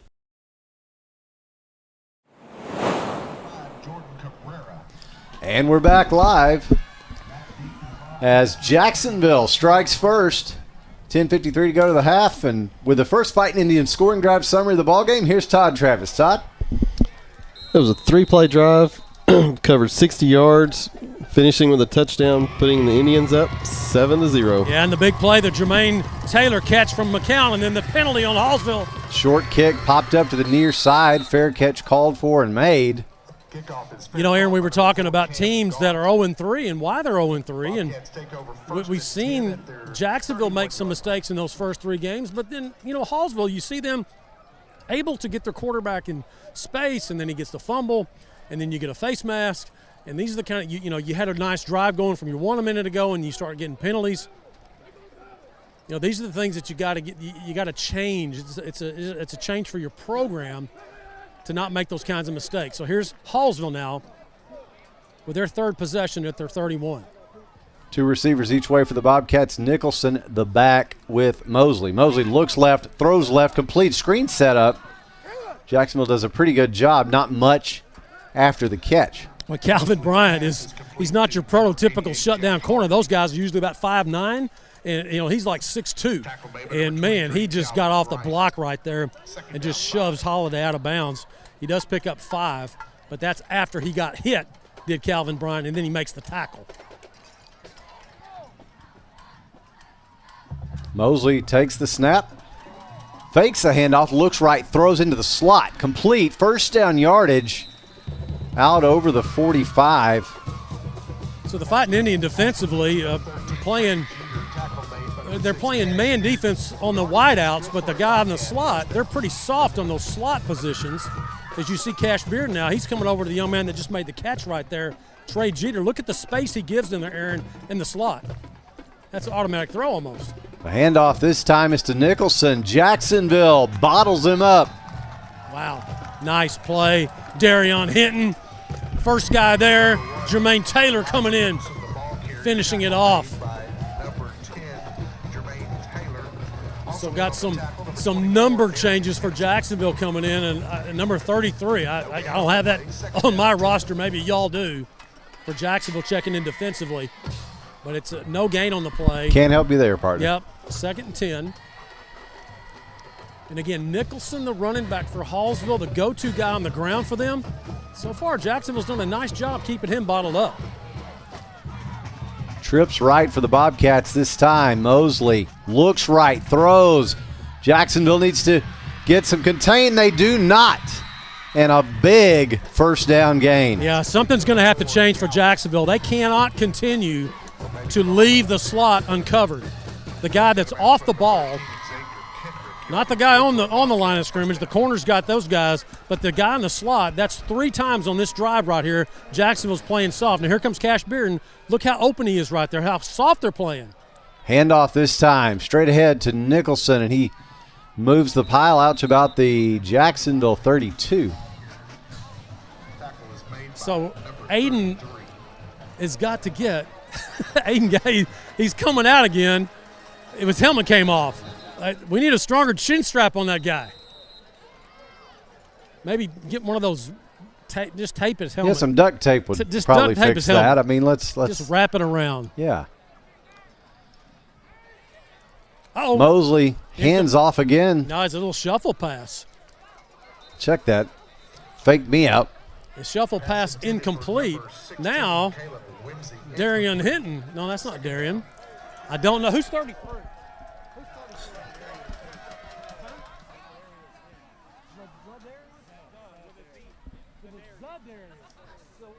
So we have a Darian Hinton, we have a Zadarius Hinton. With Darian Hinton and Zadarius Hinton is number 33. Yes, number 33 is Zadarius Hinton. His helmet came off, so he had to come off. Incomplete pass, second down, 7. Timeout, Hallsville. So you're telling me that it could be the dawning of the age of Zadarius. It could be. You know, it's Aquarius Hinton. That's Darian Hinton's brother, older brother. Yeah. So now we have the age of Zadarius. Yeah, it's been a while since we got to use that one. Those were good times if you like puns on the radio. Who doesn't? Let's take a break. We'll take a short break. You're listening to Fightin' Indian Football on JHS-sports.com. Gene Brumlow, class of 66, and his daughter Ann Farmer proudly support Jacksonville athletics. Come on over to the South Jackson Dairy Queen and get one of their world-famous blizzards. Dairy Queen, where happy tastes good. Tonight's game statistics are sponsored by Randy Gorham, CPA. Randy Gorham, CPA, the source for your accounting and income tax needs since 1984. Since 2004, Legends Old Time. And we're back live at the historic Tomato Bowl where it's third down. 4 to go for Hallsville. Jacksonville trying to stop this Hallsville drive that's made its way into Indian territory. Get that ball! That's get the a live ball. Go with it. That is a live ball, and that should be 6, and it will be. Touchdown, Jacksonville. 65 yards. As Taylor gets it, Hallsville thought it was an incomplete pass. There is no instant replay. The officials didn't blow the whistle, and it is a score for Jacksonville. Yeah, the pass went backwards. They thought it was, as you said, a forward pass and incomplete. But laterals and backward passes, of course, are live. Go ahead, Matt. Yeah, Jermaine Taylor was coming on the blitz, and the quarterback, Mosley, saw him, and he kind of hurried his pass, and that was lateral to behind, and then Taylor scoops it up 65 yards. Here's Bagheera out of the hole of Ryan McCown for the extra point. Extra point attempt brought to you by Homes and Properties Realty. The hold is good. The kick is up, and it is good. So with 8:36 to go now until the half, the score, Jacksonville 14 and Hallsville nothing. We'll take a short break and come back. You're listening to Fightin' Indian Football on JHS-sports.com. For over 120 years, we've worked to be the most trusted bank in East Texas. Strong leadership, active involvement in the community, and long-term relationships with customers piece together the strong foundation on which we base our business. A community bank dedicated to serving our local families and businesses. Visit any one of our locations across East Texas and let us show you why we've been the bank of choice since 1900. That 100% beef Whataburger takes 2 hands and all of your attention. So yeah, now's the time to sneak that fry. Good thing there's plenty to savor. Good thing there's Whataburger. And we're back live. 8:36 to go until halftime. Jacksonville leading Hallsville 14-0 after the scoop and score by Jermaine Taylor. 55 yards, Matt. Man, what a play. That's a heads-up play. If you don't hear the whistle blow, keep going. Here's the kickoff. Short pop-up kick to the left side. No fair catch. The catch is made cleanly at about the 32. Jacksonville's got to make a tackle. And a gain of about 10 after that. Yeah, at least he didn't, a lot of dancing right there as Gaunt got up the field for about an 8-9 yard return. He looked like he was going to get freed up toward the sideline, but Jacksonville did a nice job staying home. So Wayne Coleman wondering why the 40-second clock wasn't turned on quicker. So the Bobcats now down 14-0 to Jacksonville in this first half, second quarter with 8:28 remaining. They'll start this drive at their own 41-yard line. Two receivers on the right side of the formation, one on the left for Mosley. He's going to hand off to Nicholson, a stretch play to the right side, and he does not make it to the corner, and he's thrown down. You got to watch that after the play, after the contact. But Dakota Kennedy with the tackle, and that's something Jacksonville has corrected very well, in my opinion, as far as sealing that edge that they did such a poor job of against Palestine. Of course, quite a bit different offensive line for Palestine than Hallsville has, but you saw the way that Kennedy slid down the line of scrimmage parallel, and then he made his move and makes the tackle. Nicholson does pick up 2, 2nd and 8.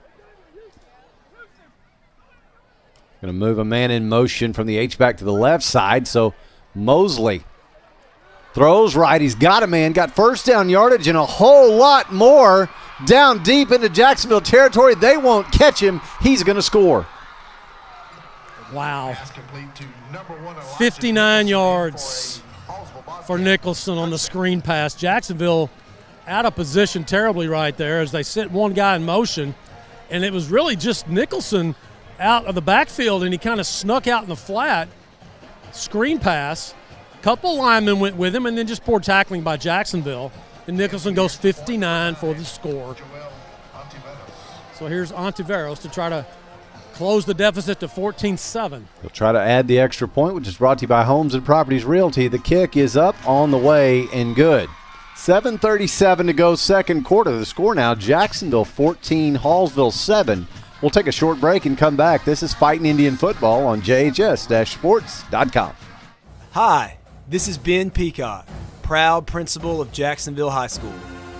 On behalf of the awesome students and staff members at JHS, I'd like to say thank you for watching tonight's game.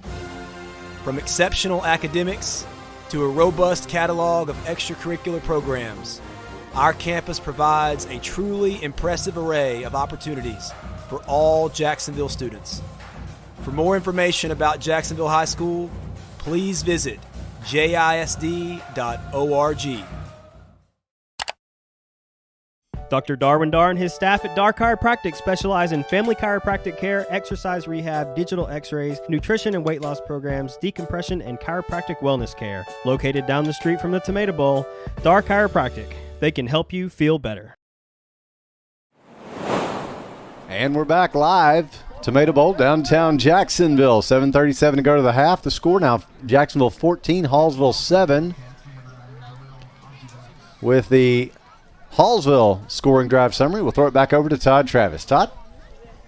It was a 2-play drive, covered 59 yards, ending with a touchdown, making the score Indians 14, Bobcats 7.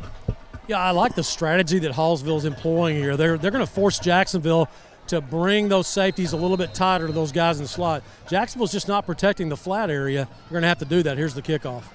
It's a high pop-up kick to the far side. The catch is made cleanly. Jacksonville gets some blocking from McEwen. He's going to bring it back to the right side and make a few miss. He's at 40, 45, 50 to the Hallsville 40, and finally shoved out of bounds, but not before he's all the way down to the Hallsville 31. Wow. Wow. Took that football at the 25. What is that, a 47-yard return for Devin McEwen after catching 14 passes for a school record a couple of weeks ago, 3 weeks ago against Palestine. Kind of a little bit quieter against Henderson a couple of weeks ago. And boy, in the kickoff returns tonight, he's had 2, but this second one was much better than that first one as it gives Jacksonville the football at the Bobcat 33.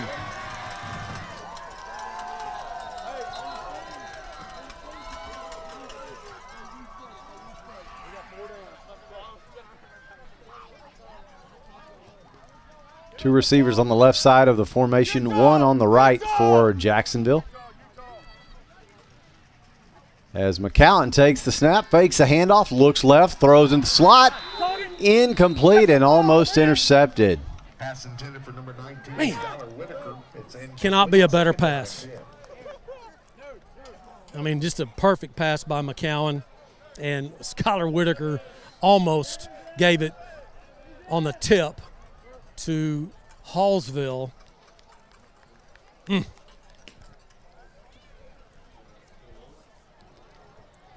So incomplete, 2nd and 10.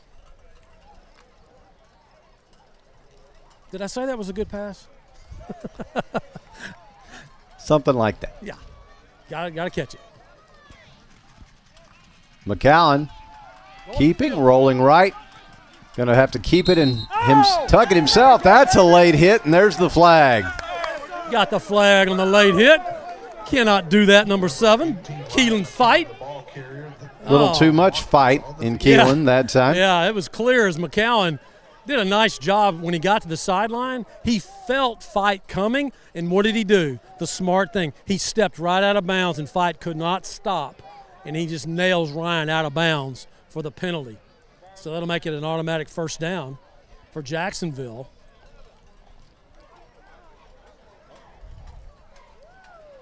Kind of a easy call for the officials, but it was called, which is important. Sometimes we've seen calls like that not called. Unnecessary roughness. Defense. Yeah, it's nice to get one. It is nice. First down. There's one for the home team. That moves the football down to the Hallsville 16-yard line. First down, Jacksonville, leading 14-7 with an opportunity here again in the red zone. Third trip in, they've scored twice. Two receivers on the left side of this formation. The handoff, though, McEwen on the stretch play to McEwen. Oh, wow. Good tackle. And he'll take it down to the 11. 14, Devin McEwen, the ball carrier. So you'll see some interesting looks now for Jacksonville offensively with Isaiah Mallard unable to play, apparently with that ankle on that one carry, tweaking it again. Devin McEwen will check into the backfield, the all-everything receiver who's already received at least one Division I offer. He's in the backfield now with Ryan McCowan. Two receivers right, one on the left. The H-back, Walker, is on the left as well. The handoff again is to McEwen. This time he's not able to get to the corner. Yeah, just that time Luke Cundiff this is his first varsity start. And number 57, Gavin Mendez, which Wayne Coleman cited in the smoke signal show, he just kind of took Luke to task right there and kind of shoved him out of the way and gets Devin for about no gain, maybe actually about a loss of a yard. So it's 3rd and 7 now at the Bobcat 13-yard line. 6 minutes to go to the half as Jacksonville looks to punch in the score to go up 2 scores again. Trips right, 1 left. McCowan under some pressure, rolling left, looking, throwing into the end zone, incomplete. Yeah. Got to scramble. You know, the receivers for Jacksonville, they've got to scramble better. And what I mean by that is, when you see your quarterback rolling, break your route. Get out of what you're doing. Don't watch him. Run, get your hands up. And if you put your hands straight up in the air, some receivers say that's the signal that I'm going to squat right here, and you need to throw it to this spot. And Jacksonville's receivers just didn't do that right there, looking for McEwen in the end zone. So 4th down, and Wayne Coleman has kept his offense on the field going for it. Indians got to get to the 6 of Hallsville to get a first down. Two receivers on the right side, one on the left. McCowan rolls to his right, still looking. Now going to throw back to the left, and incomplete. Good coverage over there. I'm not sure if Tony Penson's full speed. He just doesn't look right to me. You know, he kind of quit on that one earlier, and he just doesn't look right on that one right there. He just looked like he kind of stopped. I don't know. But it was close to being picked, so the Indians denied. You know, against Henderson 2 weeks ago, Jacksonville was in the red zone 3 times, and they didn't score. Actually, they did score 1, so they were 1 for 4 in the red zone against Henderson. And tonight, that was the 3rd trip. They've scored on the first 2. The first one they scored on, and that was the 3rd one. So they're 1 for 3 right now on scoring in the red zone. So the Bobcats back to work. The handoff to Nicholson. Up the middle he goes, and he gets to the second level before he's finally shoved back. Number 1, Elijah Nicholson. Yeah, you don't want to get Nicholson going. If you're Jacksonville defensively, that's good contain right there. Kendrick comes up, kind of a team tackle there. 5-yard gain on the play. Second and 5. This is driving me crazy. Slot, the safety, Cash Bearden. Look how far he is off of him. Yep. Nice. Now he cheated up a little bit. Get a little bit back, yeah. Yeah, he did. Mosley looking to throw to the left side. Caught over there. First down.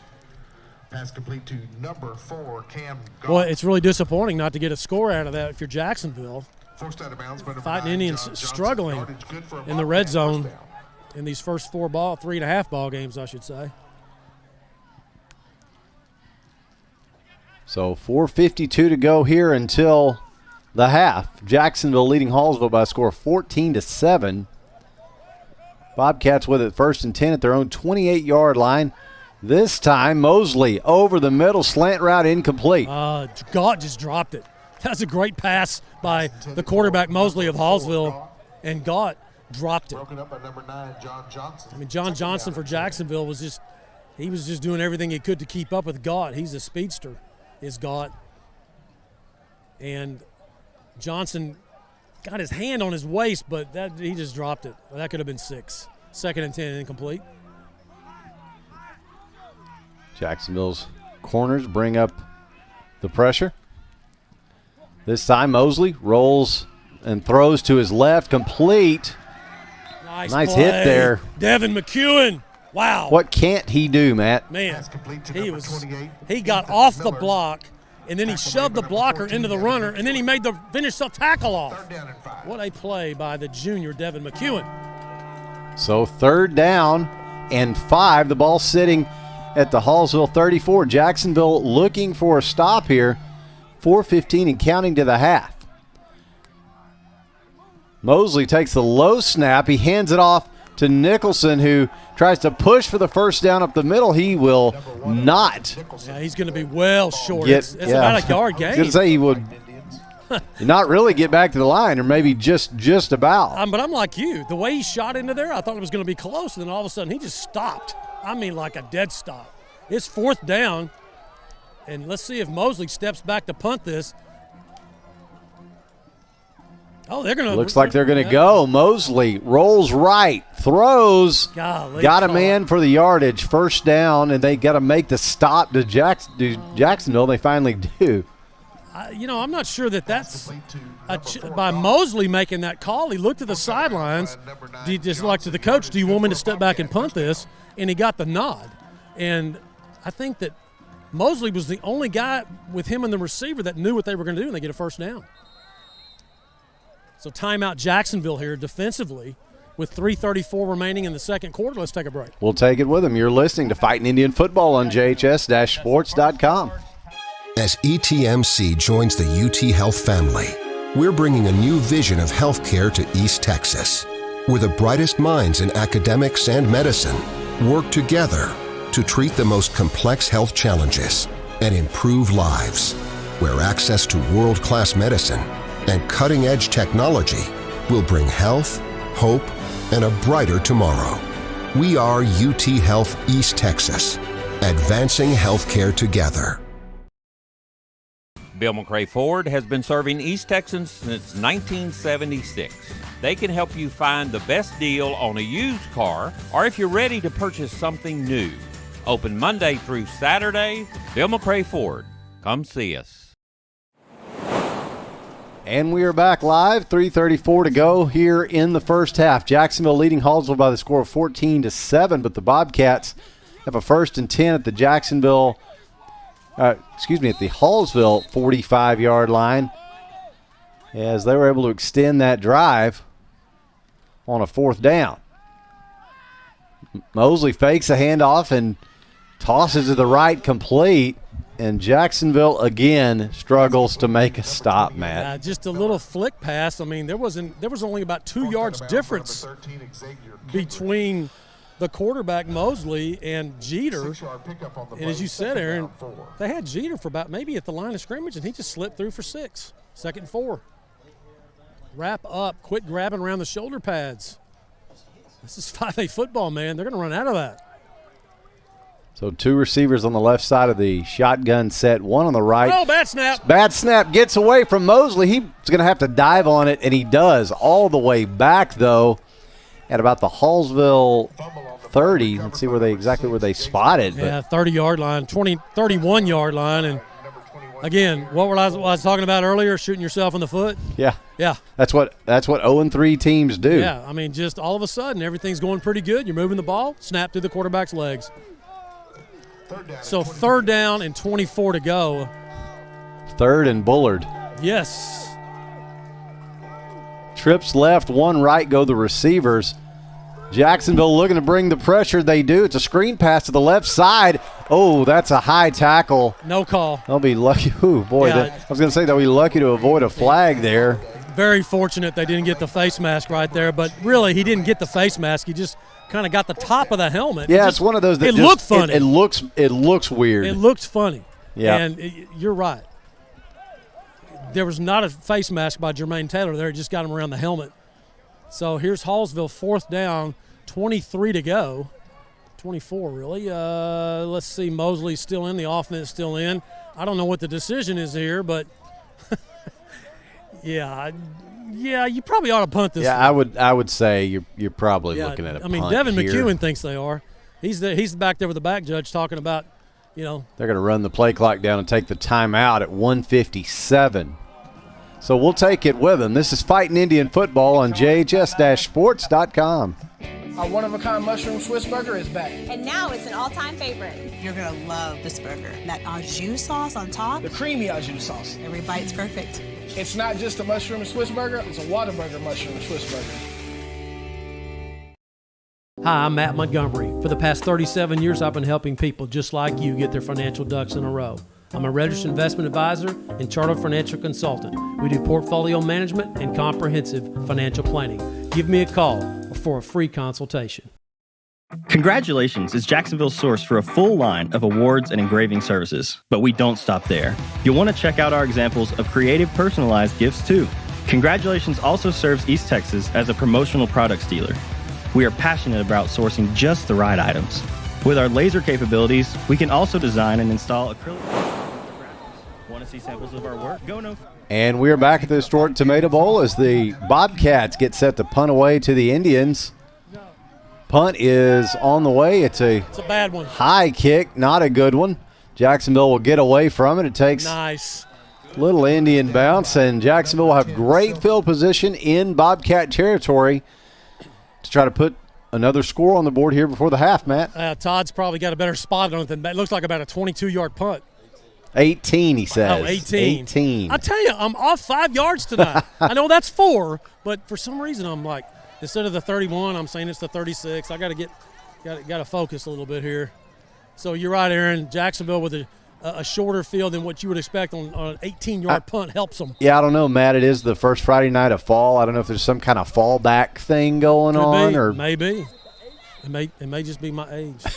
I wasn't going to say that. Jacksonville has 2 timeouts here. 2 right, 1 left go the receivers. McCown under pressure, rolling right, finds a man, though. Walker's got it at the 40, and then he takes a shot at about the 37, but he holds on, picks up 8 hard yards. Yeah, I love the way Walker gets 8 yards, and number 10, Mikael Selman, with a big hit. Look at him celebrating like they gave him the spot. A first down. Yeah, they gave him the spot for the Bill McCray Ford first down. Yeah, the guy got a first down. I don't know if I'd be celebrating, but anyway, first down Jacksonville. He'll take it. The handoff. No. Straight ahead. Nothing there. You said it. Number 3, J.T. Johnson, the ball. Again, you got 2 timeouts. The clock's running. Sense of urgency here. Come on now. McCown gets the call. Is it just me, or are they not moving fast enough for y'all? They never move fast. Oh, now we got – oh, good grief. Come on, man. Get in position. So we're now under the 1 minute mark to go. We just lost 20 seconds. To the half. Jacksonville gets the snap away. Here comes the pressure, and McCowan loses the ball. Jacksonville's back on it. Yeah, it looks like they got it, and Jacksonville's going to call timeout here. Guys, I don't understand this. I am frustrated. If you can't hear it in my voice, you lost 20 seconds right there getting guys lined up. Yeah, that, is just, that just cannot happen in week 4. No, that's exactly what I was about to say. That is a week 1 mistake. I mean, you got to have awareness, and you got to have your personnel ready when you've got a minute. I mean, you had plenty of time. You had the time of possession. You had the turnover of possession. You had good field position. Frustrating. I don't know. I mean, I'm not saying that's the coaches. I'm not saying it's the players. I don't know who it is. It just can't happen. That's all I'm saying. No blame, not pointing fingers. But when the clock's running, you can't have guys lining up incorrectly, and then they got receivers, and they got to run and swap, and guys got to go all the way over. You're just burning clock. So Jacksonville now with 1 timeout remaining, with 46 seconds remaining in the half, with the football at the Bobcat 38-yard line. And you got to believe to get in Bergero's range right here, you got to get somewhere around the 20-yard line of Hallsville, which is about 20 yards away, 18, 20 yards away. And as you can hear, there's the first Tomato Bowl train of the night. McCowan looks right, throws, and how about that? Yes, the hook and ladder, baby, the hook and lateral.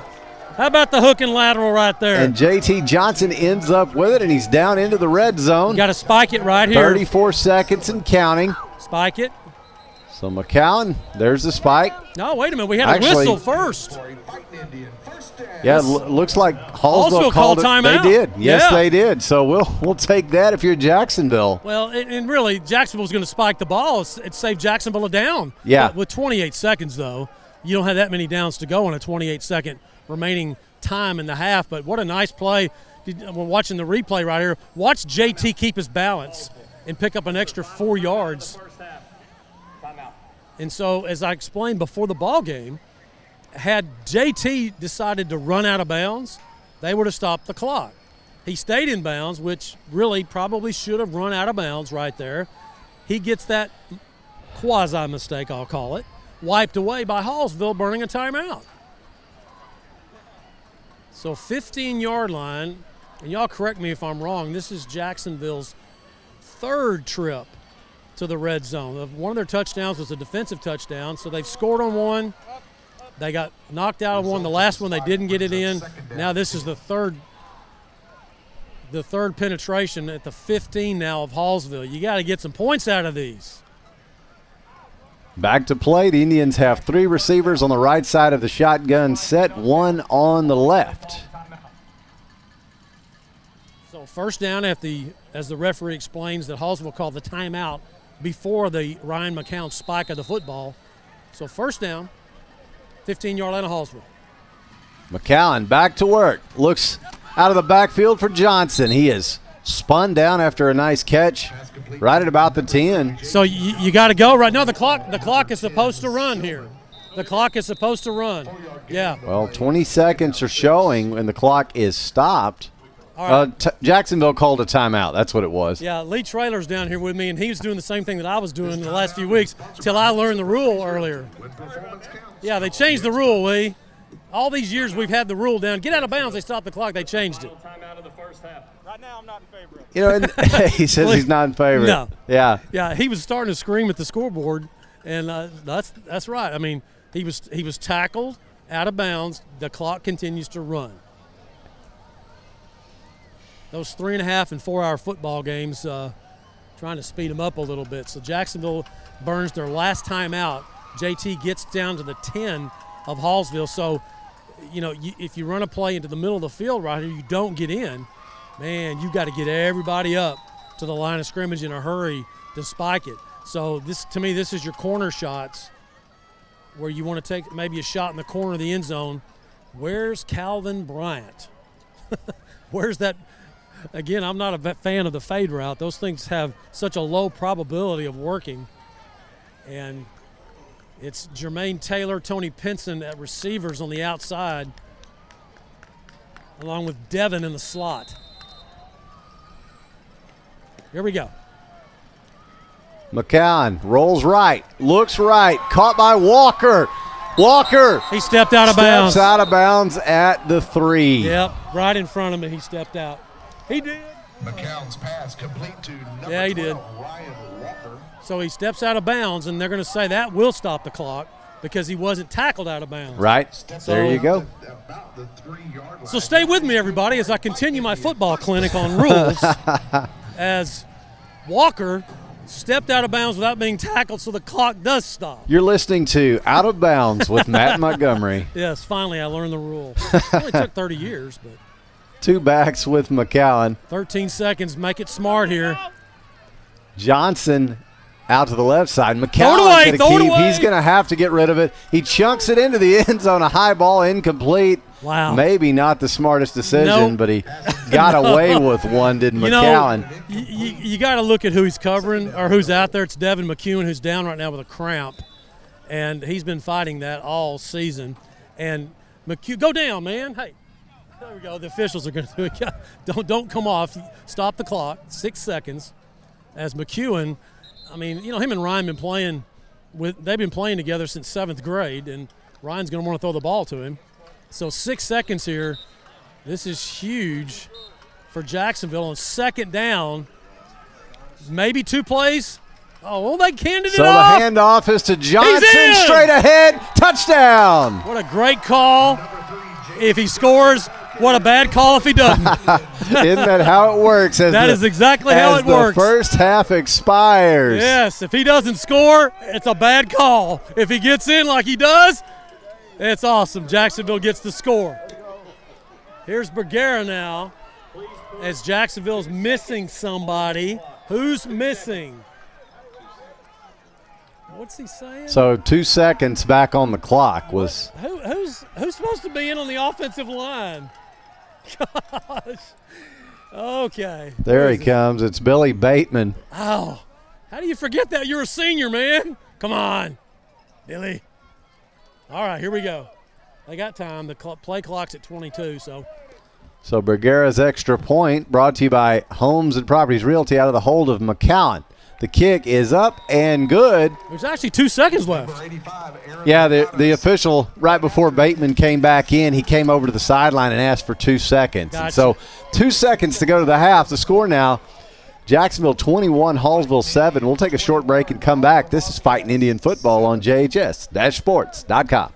Since 2004, Legends Old Time Burger Cafe has been the home of Jacksonville's best old-fashioned hamburgers. Hand-battered chicken strips, chicken fried steak, fries, and onion rings are the best around. Legends, home of Jacksonville's best old-fashioned hamburger. Hi, this is Ben Peacock, proud principal of Jacksonville High School. On behalf of the awesome students and staff members at JHS, I'd like to say thank you for watching tonight's game. From exceptional academics to a robust catalog of extracurricular programs, our campus provides a truly impressive array of opportunities for all Jacksonville students. For more information about Jacksonville High School, please visit jisd.org.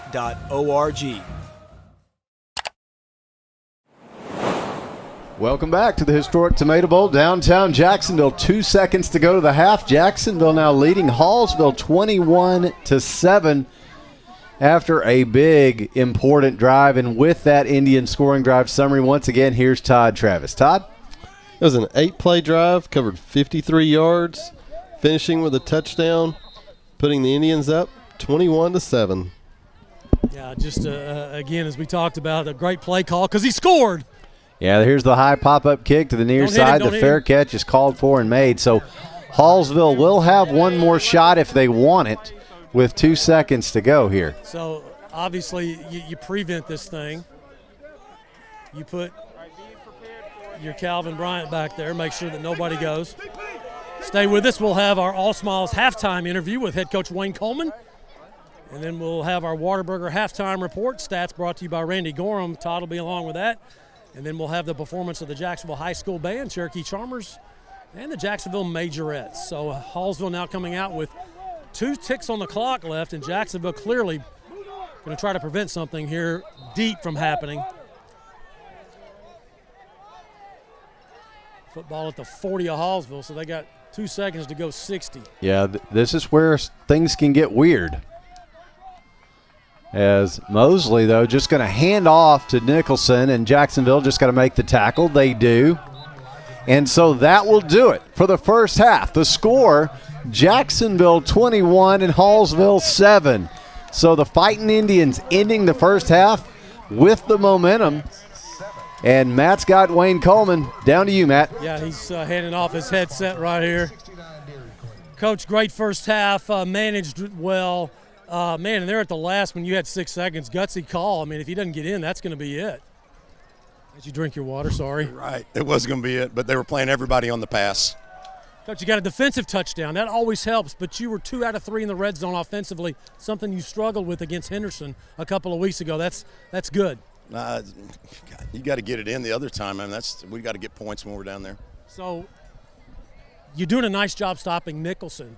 He's got away from the little screen for the 59-yard score, but running the football, doing a nice job pursuing, everybody scrambling to the football and hustling over there and helping. We're overplaying the run on purpose and trying to make them beat us throw the football, so that's working out right now. So are you getting rid of the ball on offense as fast as you want to? A couple times we didn't, but we are doing a better job, yeah. Second half, what do you have to do to maintain this 27 lead and build on it? Don't beat ourselves. So we did a pretty good job that half. I think we had 1 mental mistake on 12 men on the field, but other than that, we did a good job of not beating ourselves. Coach, thanks. Thanks, Matt. Head Coach Wayne Coleman with the All Smiles halftime interview. Appreciate Coach Coleman always joining us and for All Smiles sponsoring all of our conversations with Coach Coleman. Ryan, Aaron, Todd, back to you guys. Thanks very much. And inside the press box we come. You are looking live as we get turned around here for the Whataburger halftime report and the first half stats brought to you by Randy Gorham CPA. And Todd, hey, some good numbers to talk about this time. Jacksonville up 21-7. This is the most exciting first half stats that we've had. Ryan's excited. Finally a lead at Ryan is halftime, excited. 21-7. Todd, let's break it down. We finished the first half with 134 yards on offense on 30 plays. We had 108 yards passing and 26 yards rushing. Well, again, Todd, we came into the ball game talking about 75% of the Jacksonville offense had been the pass, and those numbers are still the balance is not quite there. So if you're looking for something to improve, although we did just see JT Johnson get in with that big score, I'd like to see a little bit more of that in the second half. Oh yeah. You look at a few individual stats. Yeah, let's do that.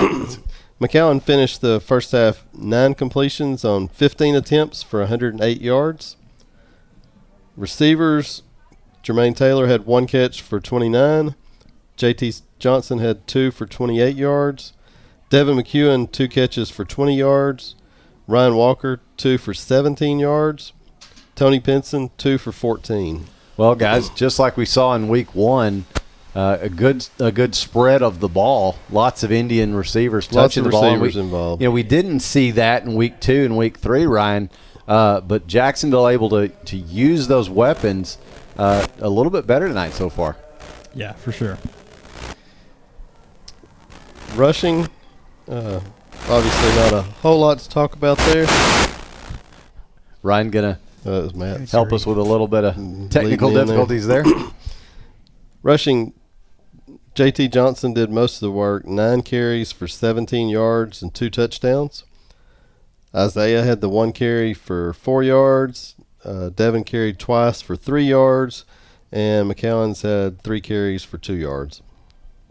Yeah, and that defensive score also, obviously a big part of this for Jacksonville. I mean, that we talked about in in the pregame how this was going to be a game of which of these two defenses stepped up, if anybody's did, because they both had struggled. Jacksonville, you've got to say, has the edge in that category early on.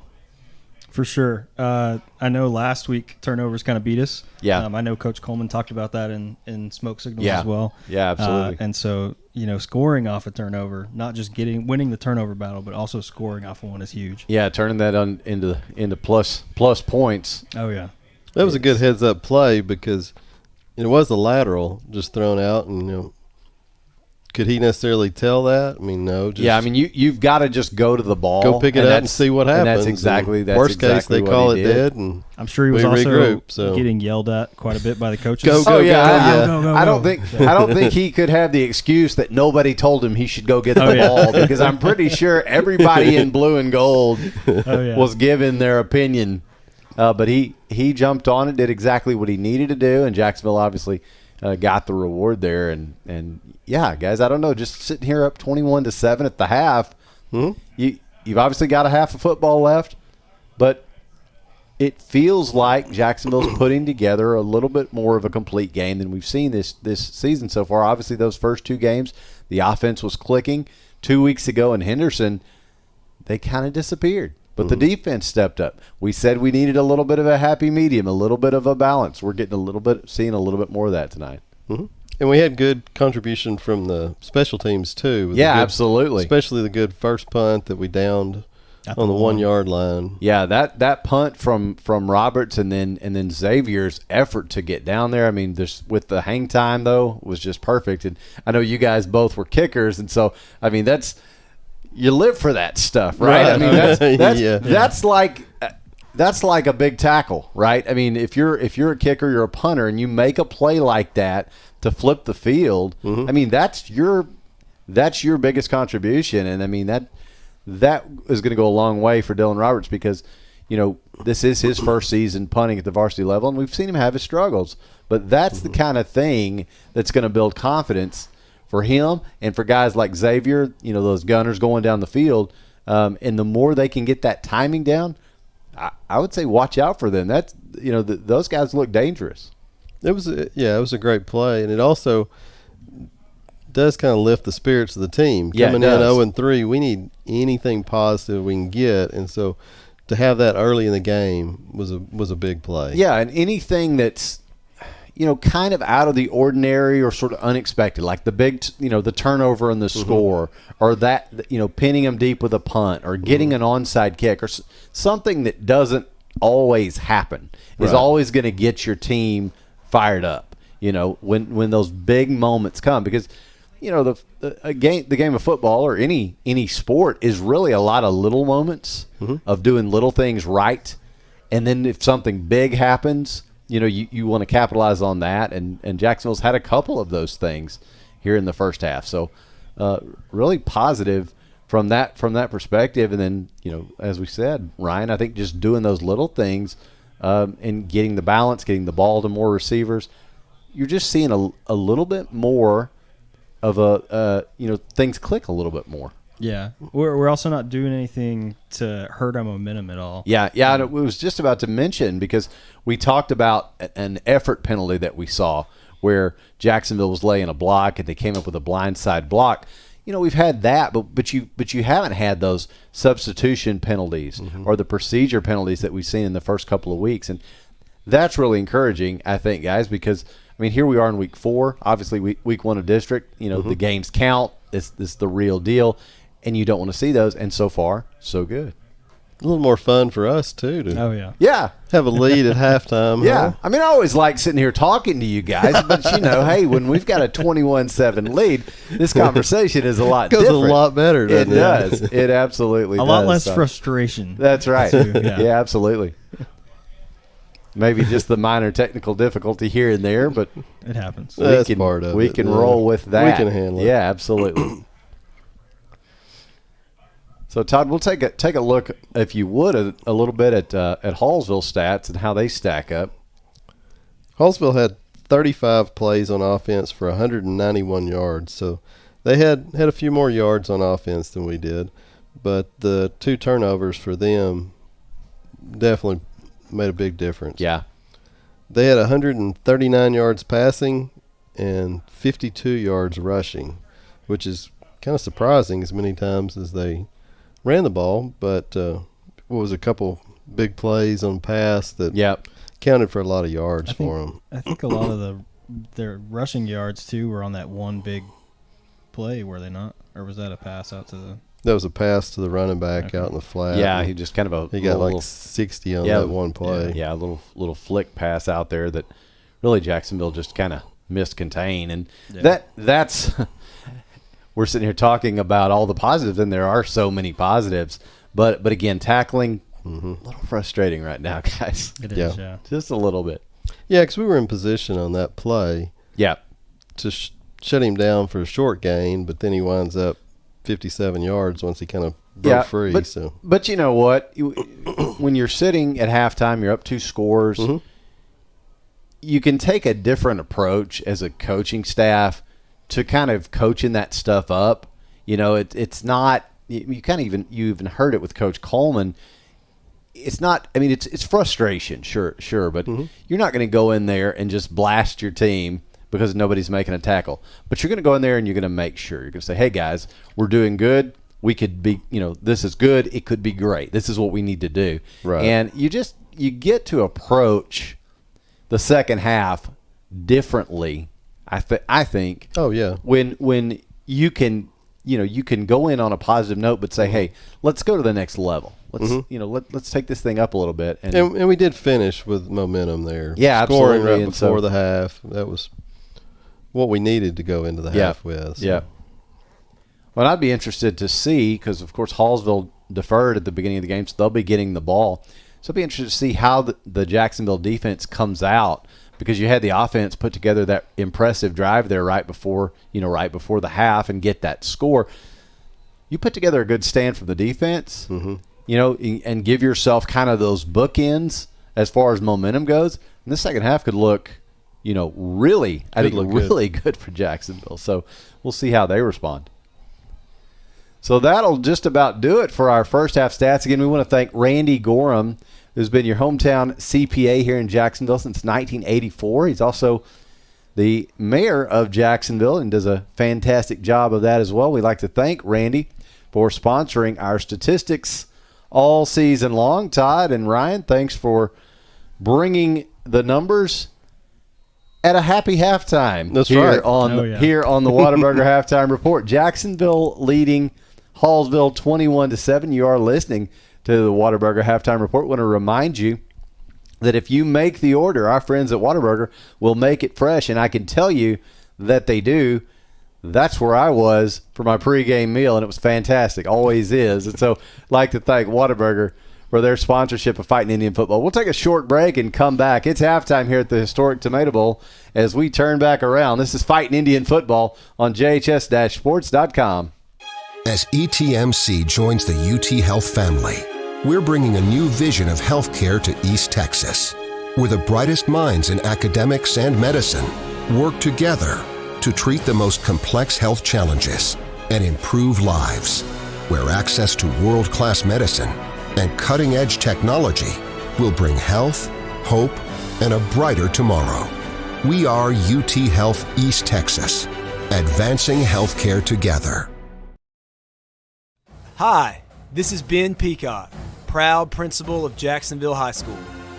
On behalf of the awesome students and staff members at JHS, I'd like to say thank you for watching tonight's game. From exceptional academics to a robust catalog of extracurricular programs, our campus provides a truly impressive array of opportunities for all Jacksonville students. For more information about Jacksonville High School, please visit jisd.org. Dr. Folden, Dr. Westbrook, Dr. Stocks, and their dental team at All Smiles provide a wide range of dental services. This includes cleanings, fillings, crowns, bridges, implants, and cosmetic dental care. Call and schedule your appointment at 903-586-0741. Homes and Properties Realty agents work hard for you to offer a full-service experience. They pride themselves on giving both buyers and sellers the representation they deserve and are ready to serve you today. Since 1952, Texas Farm Bureau Insurance has been protecting their customers with life, auto, and homeowners insurance. Call Micah Hoffpower in the Jacksonville office at 903-586-9809. Micah's years of experience will help you find the right coverage for you and your family. And we are back live at the historic Tomato Bowl as you're looking at the Hallsville Bobcat Band finishing up their halftime performance. At the half, the score, Jacksonville 21 and Hallsville 7. This is the Whataburger halftime report. Again, this reminder that if you make the order, Whataburger makes it fresh. I want to thank our friends at Whataburger for sponsoring the halftime reports all year. And now the Bobcat Band with the Stars and Stripes Forever. That is a beautiful routine right there. Yes, it by is. The Hallsville yes, Band. it is. We were just talking. We were talking in the pregame as the Tribe came out with the American flags. What a great gesture! What a great look that was, especially at this time in our country. And boy, I'll tell you what, this is pretty inspiring. Good job to the Hallsville Band. No doubt, you cannot beat this right here. Beautiful.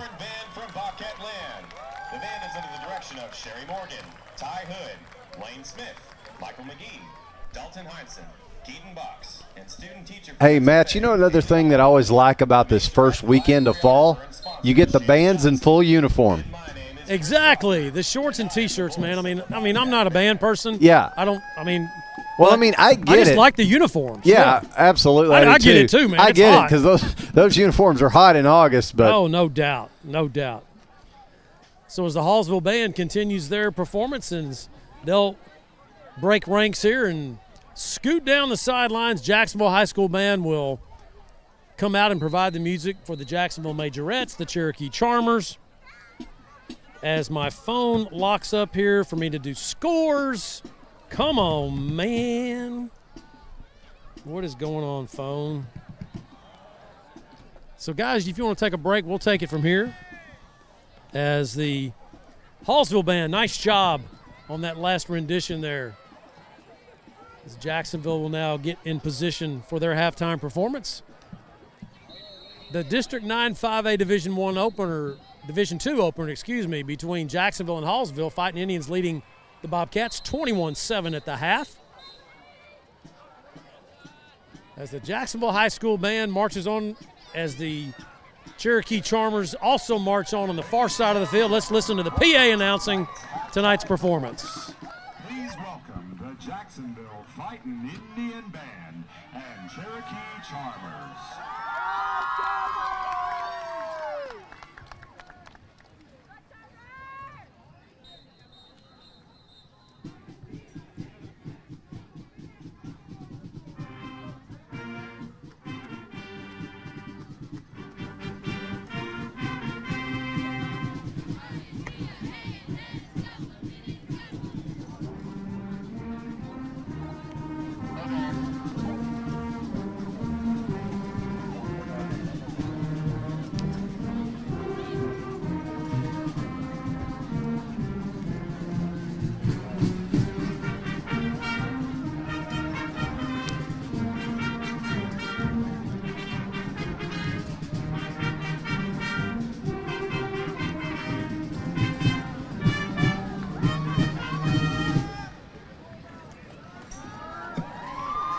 Charmer officers for the 2021-2022 school year from left to right are First Lieutenant Brooklyn Hunter,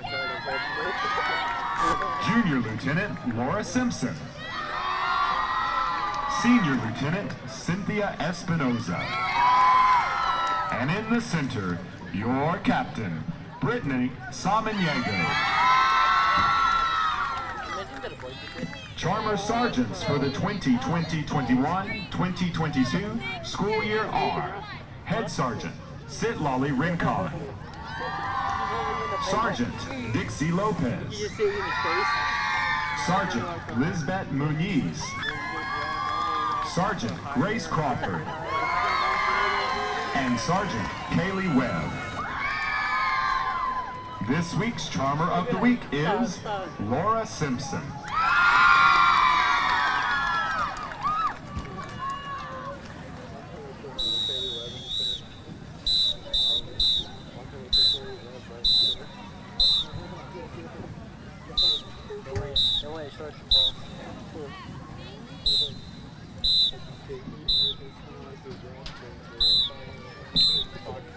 Watch now as the Charmers perform an exciting high kick routine to the Billie Eilish hit, Bad Guy. So randomness, I get to see something.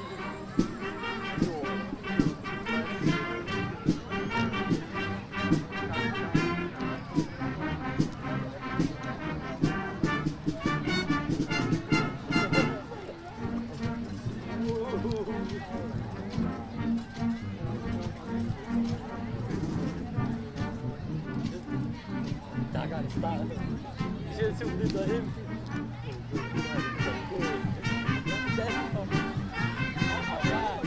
Are you sure that's a kid?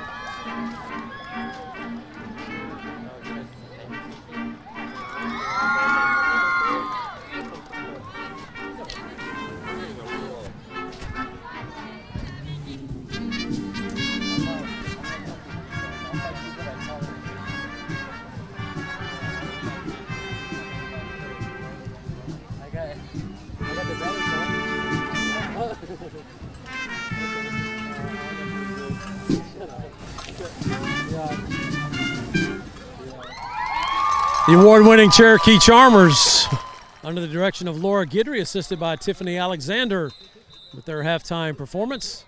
JHS Marching Band providing the music. Laura Guidry and Tiffany Alexander. Ladies and gentlemen, the award-winning Cherokee Charmers.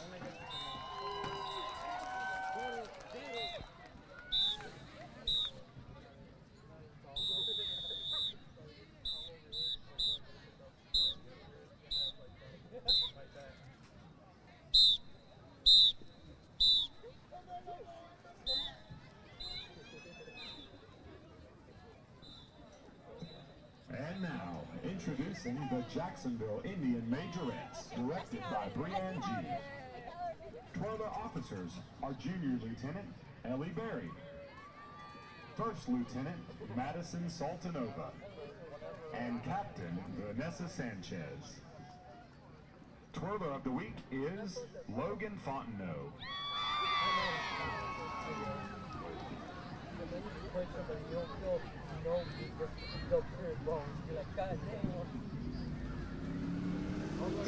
Now sit back and listen as the twirlers perform an exciting routine to Let's Get Loud.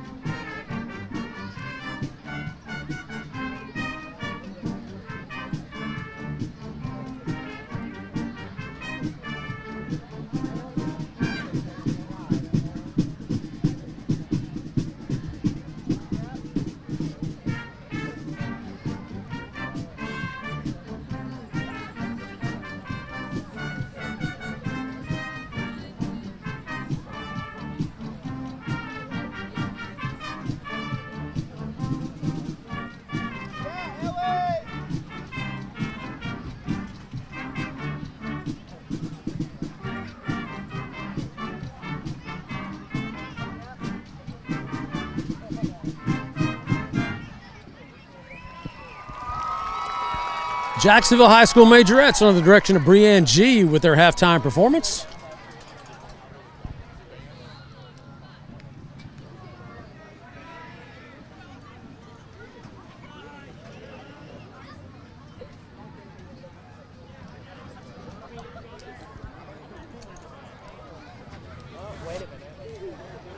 It's halftime at Tomato Bowl, where Jacksonville leads Hallsville 21-7. You're listening to the Whataburger Halftime Report as the Jacksonville High School Band now in formation for their halftime routine under the direction of Donnie Barrier. Let's watch and listen to the sounds of the Jacksonville High School Band. The Jacksonville Independent School District is proud to present the Jacksonville Fightin Indian Band. The band will perform to War March of the Tartars and percussion feature Entry of the Gladiators. The band is under the field direction of junior drum majors Sarah McCullough and Camden Fontenot, along with senior drum major Angel Sanchez. Now at the center of the field, one of the most decorated military marching bands in the great state of Texas. That classic look, that awesome sound, that cry heard across the land. The Jacksonville Fightin Indian Band.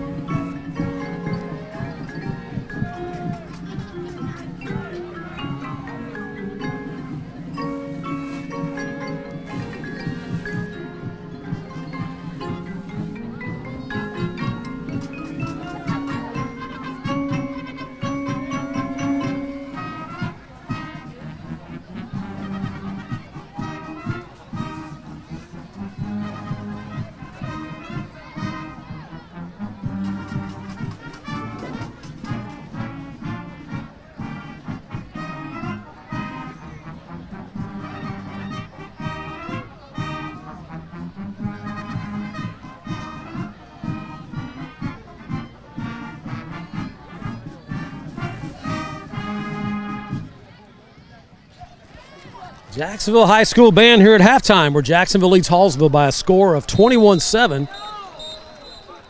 As the band continues their performance, let's listen in.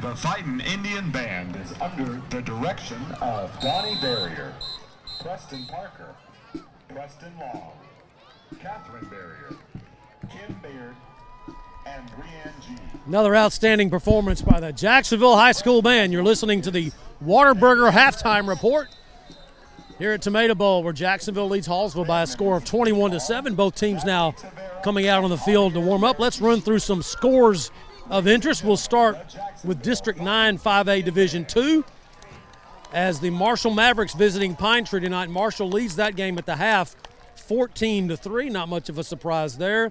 Up at Texarkana, Texas High leads Mount Pleasant 30-13 at halftime.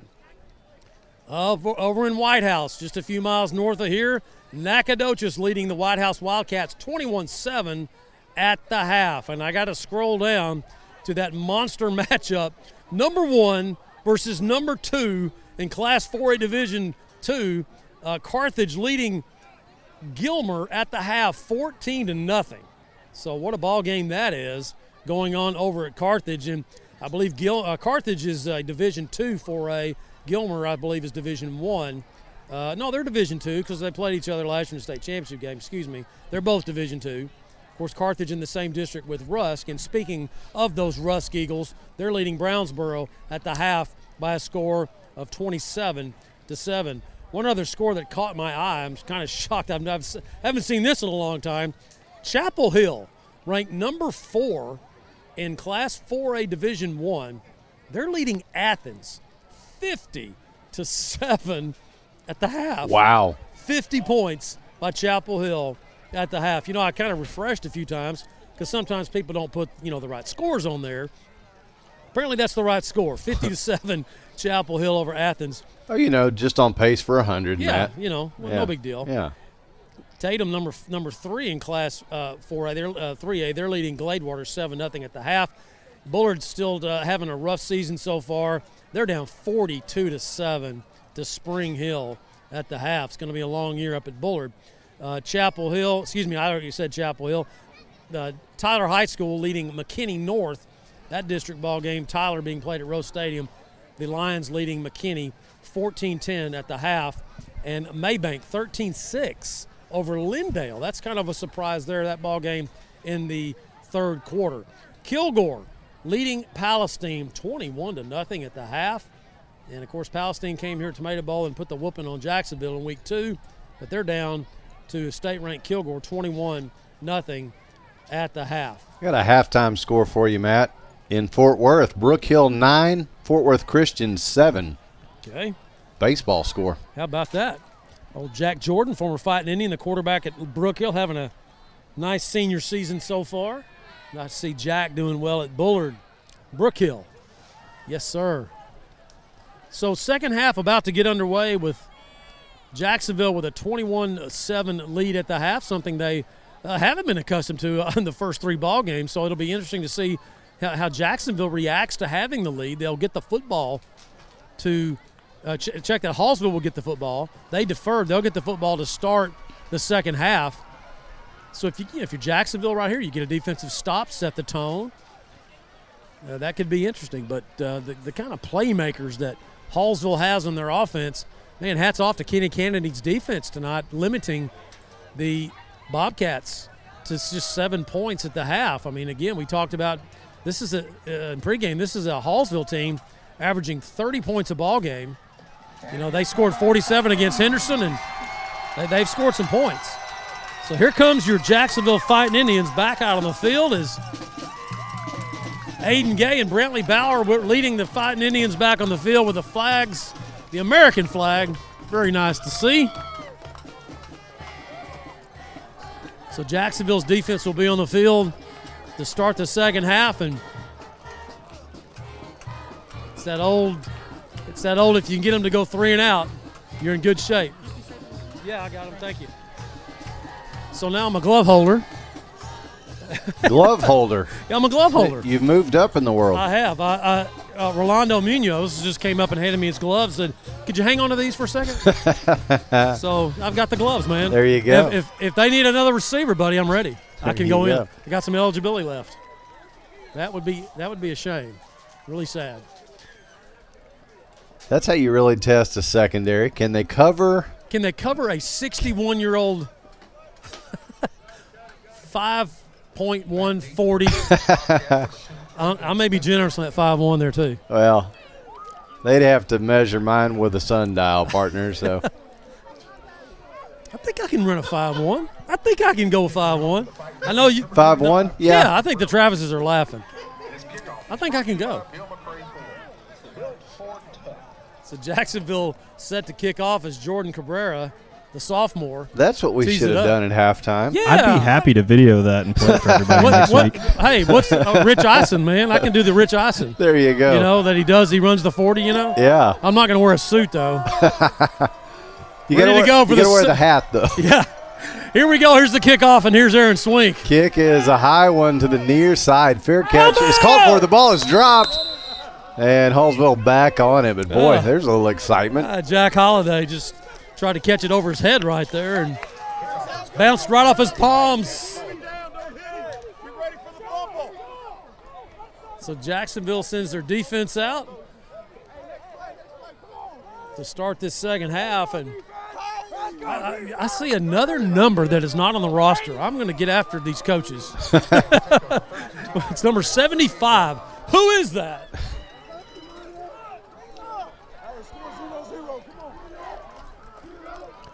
Two receivers left, one right for the Bobcats.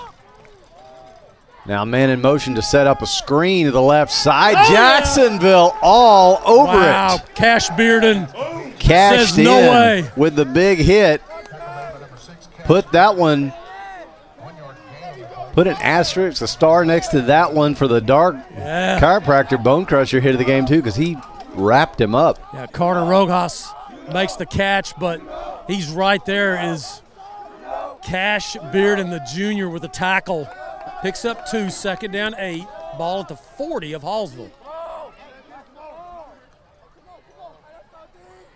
This time, the ball is on the ground again. Recovered by Hallsville. Yeah, as Mosley, boy, he just lost the handle. It was just a zone read, and it's just a bad connection between Mosley and his running back Nicholson, and Nicholson kind of took the ball from his quarterback, and Mosley didn't want to give it to him. That's why it went on the turf. 3rd and 11 now. So clearly a passing down for Hallsville. Jacksonville's defense with a chance to get that big stop that we were talking about to bookend the halftime with offensive and defensive momentum. See if they can make it happen here. Mosley back to pass, and it is caught. He's going to be well short. Now about 3 yards. That's good coverage right there by Jermaine Taylor. And he just almost touched that ball and tipped it out. But it is caught by Gott.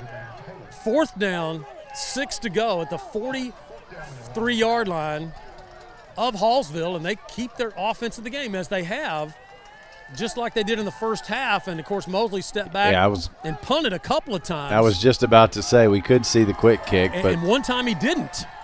One time he didn't. So let's see what they do here. A little confusion now for Hallsville as they've got some substitution problems. Play clock at 8. So Mosley looking to throw. He's under pressure now, scrambles away from it, gets a nice block, and he throws incomplete. So Jacksonville's defense holds. Boy, the pursuit right there by Jacksonville's Devarian Boyd, 6'3", 230, coming off the defensive end position. And, boy, Mosley felt the pressure. The quarterback for Hallsville was rolling out, and here comes Big Boyd for Jacksonville. And he was rolling to his left, had to throw back to his right, and it was really a good throw. His receiver had a shot at catching it. He just had to dive just a little bit too far to reach it incomplete. So the Indians stop the 4th down conversion. They'll get a short field here at the Bobcat 43, leading 21-7. Here's their first offensive drive on the second half, and it is J.T. Johnson back in the backfield next to Ryan McCowan. McCowan takes the snap, hands it off to Johnson, who tries to make his way up the right side A-gap, gets a few. Yeah, still, it's tough between the tackles for Jacksonville tonight running against Hallsville. They had more success with JT against Henderson a couple of weeks ago, even though Henderson, I think, had a stronger defensive front. Hallsville is doing a nice job tonight, keeping JT in check when he runs between his offensive tackles. So 2nd down and 8, the ball sitting at the Hallsville 41-yard line for McCowan and the Tribe. And Ryan going to drop back, now set his feet, now under pressure. As he flings away. Again, not the quick release that we were expecting more tonight of, and it's still Ryan, dancing and getting out of pressure and having to throw off his back foot. I don't think that's what they want to see. I don't know if it's good coverage or some of the receivers just aren't getting open, but Ryan is not just hasn't had that quick release. He's had a couple, but not as much as I thought, not as much as I saw in practice this week, I can tell you that. So he's got 2 receivers on each side of the formation on a 3rd down and 8. McCown going to climb up in the pocket. Pinson! And he's got Pinson. What a catch! And Pinson's got the Bill McRae Ford 1st down. That was going to be a quick release by McCown, but Pinson got kind of hung up at the line of scrimmage, and then he just fought his way and he released from the coverage. The linebacker kind of was covering him up, and McCown steps up, throws on the run right before he got past the line of scrimmage, and Pinson makes a shoestring catch and gets a Bill McRae Ford 1st down to the 18 of Hallsville. 2 receivers right, 1 left for Jacksonville. Johnson gets the handoff and goes straight ahead down to the 10. Nice power run. That's some good blocking on that left side by Jacksonville's offensive line. Blake Causey opening that up along with the big fella Alexis Martinez, 6 foot, 300-pound junior who was injured against Henderson, and I thought he might be out a while, and he's back playing tonight after that 1-week layoff. So 2nd down, 2 to go. McCown takes the snap, hands off again. 1st down. And you said it, Matt. There's the Bill McRae Ford 1st down and still fighting down near the 5. Yeah, and I love the way Jacksonville's offensive line came up. Hagan Ray, the big junior, coming in and just shoving, getting behind the pile. And I'm telling you, Johnson was going to be down about the 13-yard line, and that push by Hagan Ray and Billy Bateman just got him down to the 10. So an extra 3-yard help from your offensive line, just using their body weight on the push. 1st down goal for Jacksonville at the Hallsville 5. And the Indians going to see if they can try to punch this in with the train in the background. Little confusion there, but somebody went the wrong. Spinning down inside the 5, still on his feet. Nope, he fumbled in the end zone. Ball's out. Ball's out, touchback. And Hallsville, wow. Yep. Oh, my goodness. So JT Johnson or Ryan McCown, one of them went the wrong way, and then McCowan, fighting his way, got to the 2-yard line, and he loses it in the end zone. Touchback for Hallsville. What a break for the Bobcats. Wow, you said it. Man, Jacksonville. Talk about losing your momentum. So both teams now with 1 turnover, and actually 2 turnovers if you count the Jermaine Taylor 55-yard scoop and score. Which I do, man. Yeah, that's a turnover. Yeah, it's a fumble. Yeah, we're going to count that as a turnover. You bet. Man, what a tough break for Jacksonville, going right in for the score, and McCown loses the handle. So here's Hallsville at their 20 after the touchback. So Mosley back to work with Nicholson in the backfield. And Mosley going to put this deep ball in the air and just missed a wide open man. Golly, Jacksonville got beat on the play. Where is he going? Who is that in the end zone? Did you see? He just ran 30 extra yards. John Johnson. And now he's a little bit gimpy. Yeah, he's going to have knee surgery, I believe, after this season. I mean, he hurt his knee last year, and he decided to postpone surgery and play on it. And as long as he wasn't in pain, it wasn't going to do damage. But he's looking kind of limpy right now. Oh, man, what a break for Jacksonville. That's a touchdown. I was going to say it makes you wonder why he kept running, but maybe he's trying to just work it out. But there's the pitch to Nicholson, and he gets blasted at the 20. That is what Calvin Bryant's athleticism can bring to this Jacksonville football team right there. Hasn't played since he's a freshman. We've been talking about this the first 3 ball games, and man, what a physical tackle by the senior Calvin Bryant, fighting off the block and making a nice tackle for no gain on Nicholson. Just not letting him turn that corner. 3rd down 10 now for the Bobcats. So 6-10 and counting here, 3rd quarter. Jacksonville leading Hallsville 21-7, looking for a 3rd down stop again here, and Mosley over the middle. Incomplete. The ball absolutely separated from the intended receiver, Devin McEwen, and we've said it before, Matt, he's doing everything. Oh, my goodness. That's going to be a 1st down. That's a well-thrown ball. Carter Rojas right in his chest. He's pulling that thing in, and here comes Devin McEwen and just separates him from the football. Says, nope, you're not catching this one. Go get you some smelling salts. So now McEwen back to receive the punt. He's standing at midfield. Yeah, Olivares, the kicker, is also the punter when Mosley doesn't step back from his quarterback position. So Jacksonville should get good field position here. Oh, it's Snap over is high. It's over his head into the end zone. He's going to pick it up and kick it away. Actually gets an incredible punt out of that and takes the Hallsville roll down to the Jacksonville 35. Are you kidding? I mean, Hallsville made that play, and, we're calling Jacksonville games, but I got to clap for that one, Yeah, man. absolutely. That was as impressive as a recovery by Joel Ontiveros as I've seen in a long time. Snapped over his head in the end zone, and he goes back and picks it up and has the wherewithal to avoid the rush, and then he has a beautiful punt. What is that, 65 yards from the end zone? I mean, not from the line of scrimmage because it was at the 20, but it went over his head. From where he punted, it's what I'm saying. Yeah. Oh, my goodness. So Jacksonville gets the football at their own 36, and I said, man, they're going to get good field position out of that, but not with a play like Olivares just made. Wow. Give him credit.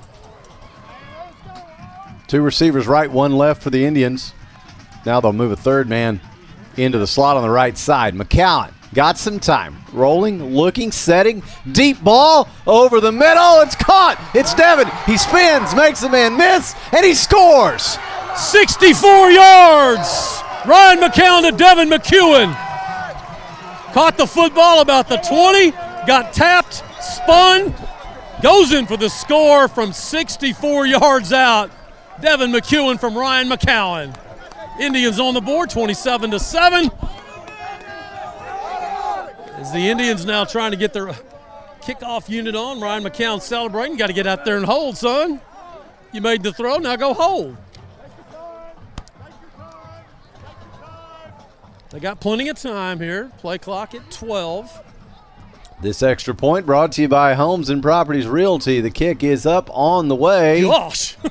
And it's good. That's a 1-iron. Yeah, 5:32 to go, 3rd quarter. The score now, Jacksonville 28, Hallsville 7. We'll take a short break and come back for more Fightin' Indian football on JHS-sports.com. Gene Bromlow, class of 66, and his daughter Ann Farmer proudly support Jacksonville athletics. Come on over to the South Jackson Dairy Queen and get one of their world-famous blizzards. Dairy Queen, where happy tastes good.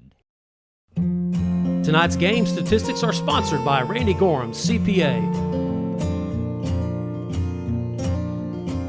Randy Gorham, CPA, the source for your accounting and income tax needs since 1984. For over 120 years, we've worked to be the most trusted bank in East Texas. Strong leadership, active involvement in the community, and long-term relationships with customers piece together the strong foundation on which we base our business.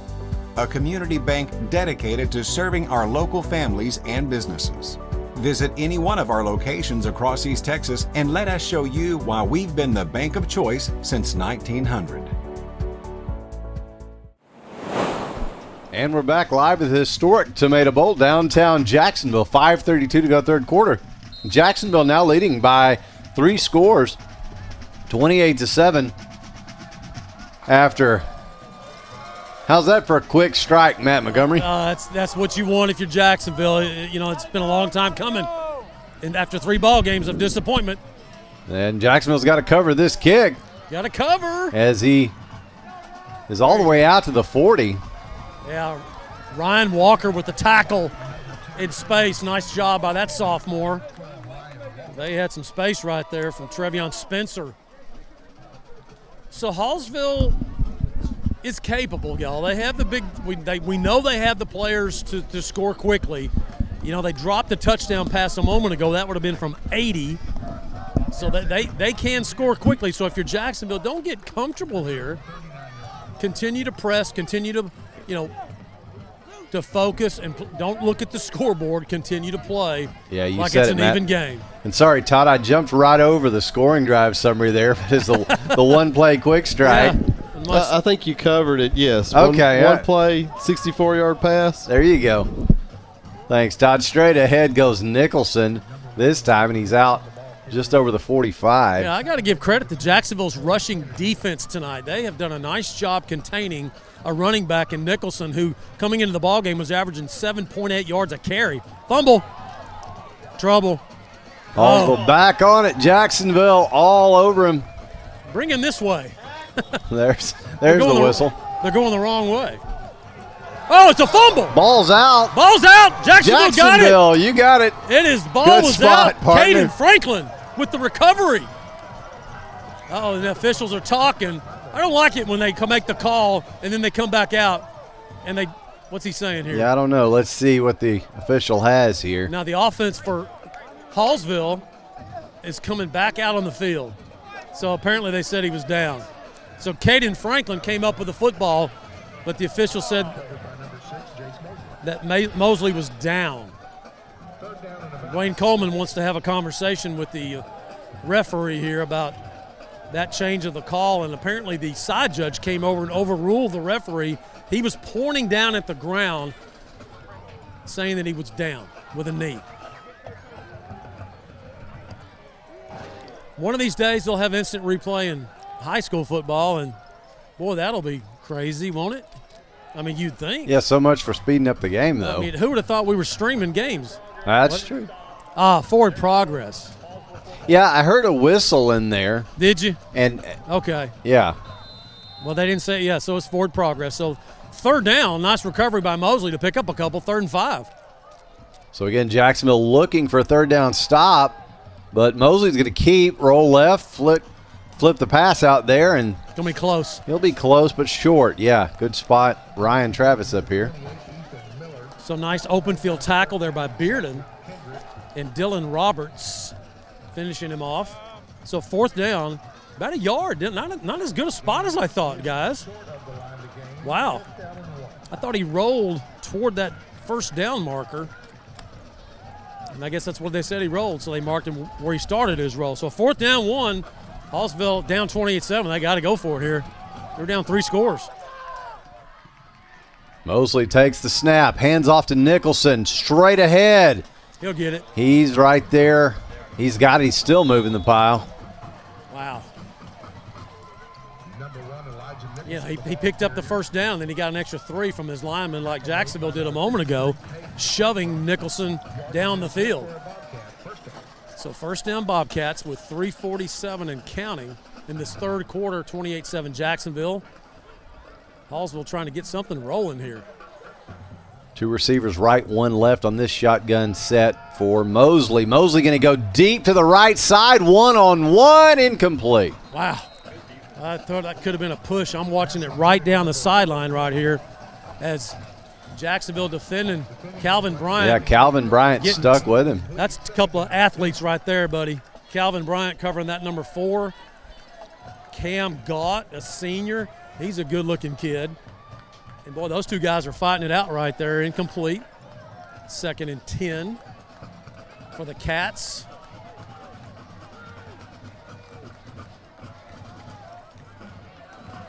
They're going to load up the right side with 3 receivers, so like it could be an opportune time for a screen to be set up. So you got to watch that if you're Jacksonville. Now they're going to move one man back tight into the formation as Mosley rolls, finds his man over the middle, inside the 30, inside the 20, never stepped out, and he's going to score. 51 yards to Nicholson. He's got a 59-yard pass reception, now 51. Calvin Bryant had him at the 20, and Calvin, you can't tackle around the shoulder pads. Go down. They can't run if you cut their legs out. If you grab them around their waist, slide down. He grabbed him around the shoulder pads, and Nicholson just shook him off. Cannot tackle like that at this level. And so now the extra point attempt brought to you by Homes and Properties Realty. The kick is up and on the way and good. So with 3:19 to go third quarter, the score now Jacksonville 28, Hallsville 14. We'll be back in just a moment. You're listening to Fightin' Indian Football on JHS-sports.com. That 100% beef Whataburger takes 2 hands and all of your attention. So yeah, now's the time to sneak that fry. Good thing there's plenty to savor. Good thing there's Whataburger. Did you know that Homes and Properties Realty listings are advertised on hundreds of websites worldwide? Their agents can show you any property listed in beautiful East Texas and the surrounding area. Call them today. Congratulations is Jacksonville's source for a full line of awards and engraving services. But we don't stop there. You'll want to check out our examples of creative personalized gifts too. Congratulations also serves East Texas as a promotional products dealer. We are passionate about sourcing just the right items. With our laser capabilities, we can also design and install acrylic signage or graphics. Want to see samples of our work? Go no further than the Tomato Bowl entry. Visit Congratulations Showroom or website soon, and let's make something amazing together. And we're back live at the historic Tomato Bowl, downtown Jacksonville. 3:19 to go third quarter. Hallsville leading Jacksonville by a score of 28-14. I'm sorry. Thank you, Ryan. Jacksonville leading Hallsville by a score of 28-14. And the short kickoff is fielded Ryan and Walker. caught by Ryan Walker. Yeah. And Todd with the I'll let Todd jump in on the Bobcat scoring drive summary. Todd, sorry about that. I'm jumping all over your lines. It was a 6-play drive, covered 60 yards, finishing with a touchdown, making the score Jacksonville 28, Hallsville 14. I talked about it right before that drive started that, hey, it's 28-7. You're feeling good on the Jacksonville sideline, but, hey, you can't play like that. They have the kind of guys that they can score in a hurry, and you saw it right there. Nicholson with his second touchdown reception, that one from 51. So here's Jacksonville starting at their own 25. So McCowan back to work with Johnson in the backfield. McCowan under pressure, and he's going to go down. Got to get rid of the football. I mean, there's just no other way to say it. I'm not sure that quick release just that looks so good in practice this week. I haven't seen it that much tonight. Of course, Ryan's thrown the ball well. He had the 64-yard touchdown pass a moment ago. That was a strike to Devin. That's a nasty sack for 10 yards right there, 2nd and 20. So 2:45 and counting now in the third. 2 Indian receivers on the left, 1 on the right, as the handoff is to Johnson, and he will burst out for first down yardage and a whole lot more. What about that? He is finally shoved out just short of midfield with a huge Bill McCray Ford first down. Now, there's a guy right there running with a football that you cannot – he did it without a shoe. See him coming off? He lost his shoe. He was running with just one shoe right there. They hit him low, and he just bounced right off. He has such great lower body strength. He had a 10-yard gain, and Hallsville gave up on him. Yeah, then he got 10 more. Imagine what he would have done with 2 shoes, Matt. How about that? First down Jacksonville at the 45-yard line as they go back to work. McCowan drops back under some pressure. Rolls left now, sets. Throws deep over the middle. Got his man again. Taylor will score. 55 yards front to Taylor for the score. Taylor wasn't the primary receiver right there. McCown was looking for Devin McEwen coming out of the backfield, and he checked down. They picked McEwen up, and there's Jermaine Taylor down the field, catches it at the 30 and does the rest from 55 yards for the score. So just like that, Jacksonville reestablishes their 3-score lead. Bergera on to attempt the extra point, brought to you by Homes and Properties Realty, and it's good. 2:17 to go third quarter. The score now, Jacksonville 35, Hallsville 14. We'll take a break and come right back. This is Fightin' Indian Football on JHS-sports.com. Dr. Folden, Dr. Westbrook, Dr. Stocks, and their dental team at All Smiles provide a wide range of dental services. This includes cleanings, fillings, crowns, bridges, implants, and cosmetic dental care. Call and schedule your appointment at 903-586-0741. Bill McRae Ford has been serving East Texans since 1976. They can help you find the best deal on a used car, or if you're ready to purchase something new. Open Monday through Saturday. Bill McRae Ford. Come see us. Congratulations is Jacksonville's source for a full line of awards and engraving services. But we don't stop there. You'll want to check out our examples of creative personalized gifts too. Congratulations also serves East Texas as a promotional products dealer. We are passionate about sourcing just the right items. With our laser capabilities, we can also design and install acrylic signage or graphics. Want to see samples of our work? Go no further than the Tomato Bowl entry. We're especially proud of the arrowheads. Visit Congratulations Showroom or website soon, and let's make something amazing together. And we're back live at the historic Tomato Bowl here in downtown Jacksonville. Fightin' Indians up 35-14 after another Ryan McCowan bomb. With the Fightin' Indians scoring drive summary, here's Todd Travis once again. Todd? It was a 3-play, 75-yard drive, finishing with a touchdown, putting the Indians up 35-14. And now the kickoff return is a good one, out over the 30. Oh, spoon.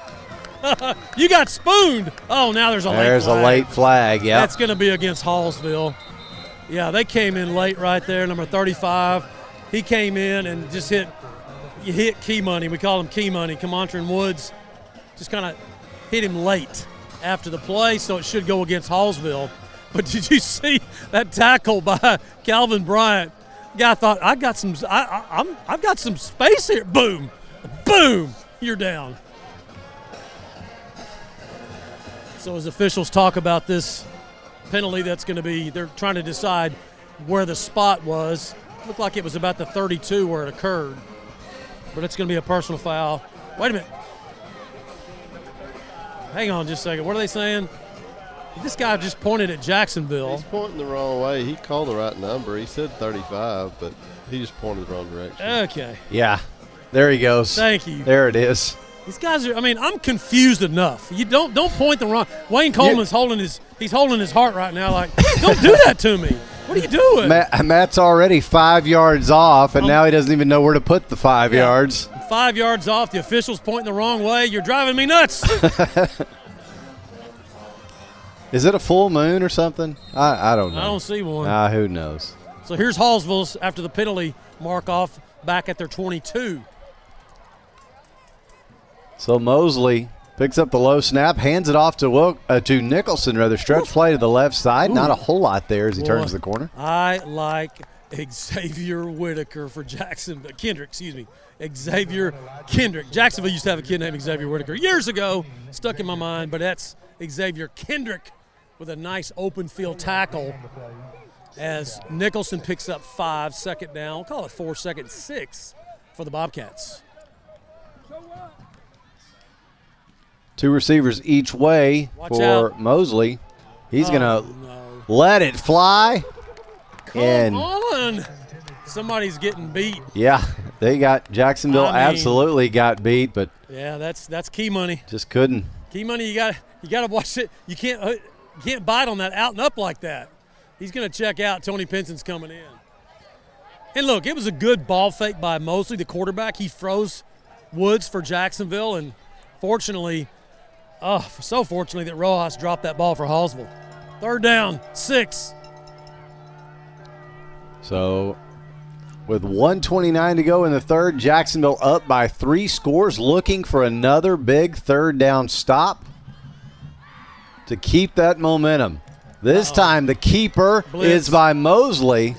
Jacksonville had the blitz. Splits. Yeah, he split the defense and picks up the first. Sorry, man, I stepped all over your line. No, I stepped on you. That's I saw the blitz coming by Jacksonville, and Mosley just went right by the linebacker, went into that A gap, and he gets the first down. 1:09 and counting. Here's the third quarter draws to a close. Mosley under pressure. Jacksonville bringing even more, and he's just got to fling it out of bounds. Great pressure by Coda Kennedy coming in there, along with number 53, Caden Franklin, the junior, 240-pounder. So nice decision by Mosley throwing that football away. Stops the clock with 58 seconds remaining in the third. It'll be 2nd and 10 for Hallsville, as Jacksonville leads 35-14 as the Bobcats continue to try to close that gap.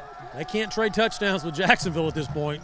They're going to empty the backfield. You got to watch the swing pass to the back, but instead Mosley going to try to go deep over the middle. Nice. And he missed everybody. Bearden all over that Cash. one. Yeah. Cash he's played well. He has played very well. You know, coming into the season, Wayne Coleman was pretty worried about his cover corners. And Xavier Kendrick and Cash Bearden have been very, very nice surprises. Here's 3rd and 10. 2 receivers each way, 1 back is Nicholson. As Mosley steps up the line to get the play. There are 50 seconds to go in the third quarter. And Mosley going to hand off on the draw play. Yes! And right into the arms of the Fightin Indian defense. Big boy, Devarian Boyd. Nice job from his defensive end position, recognizing the delay draw, sliding down, and getting just enough of the heels of Nicholson to clip him. And he got help. 4th down, 7. And the Bobcats down 35-14 with the clock counting as to run out this third quarter. They got to go for it. Yeah, they've got to keep the offense out here. So Mosley will look to throw. Here come the Indians. Can they get to him?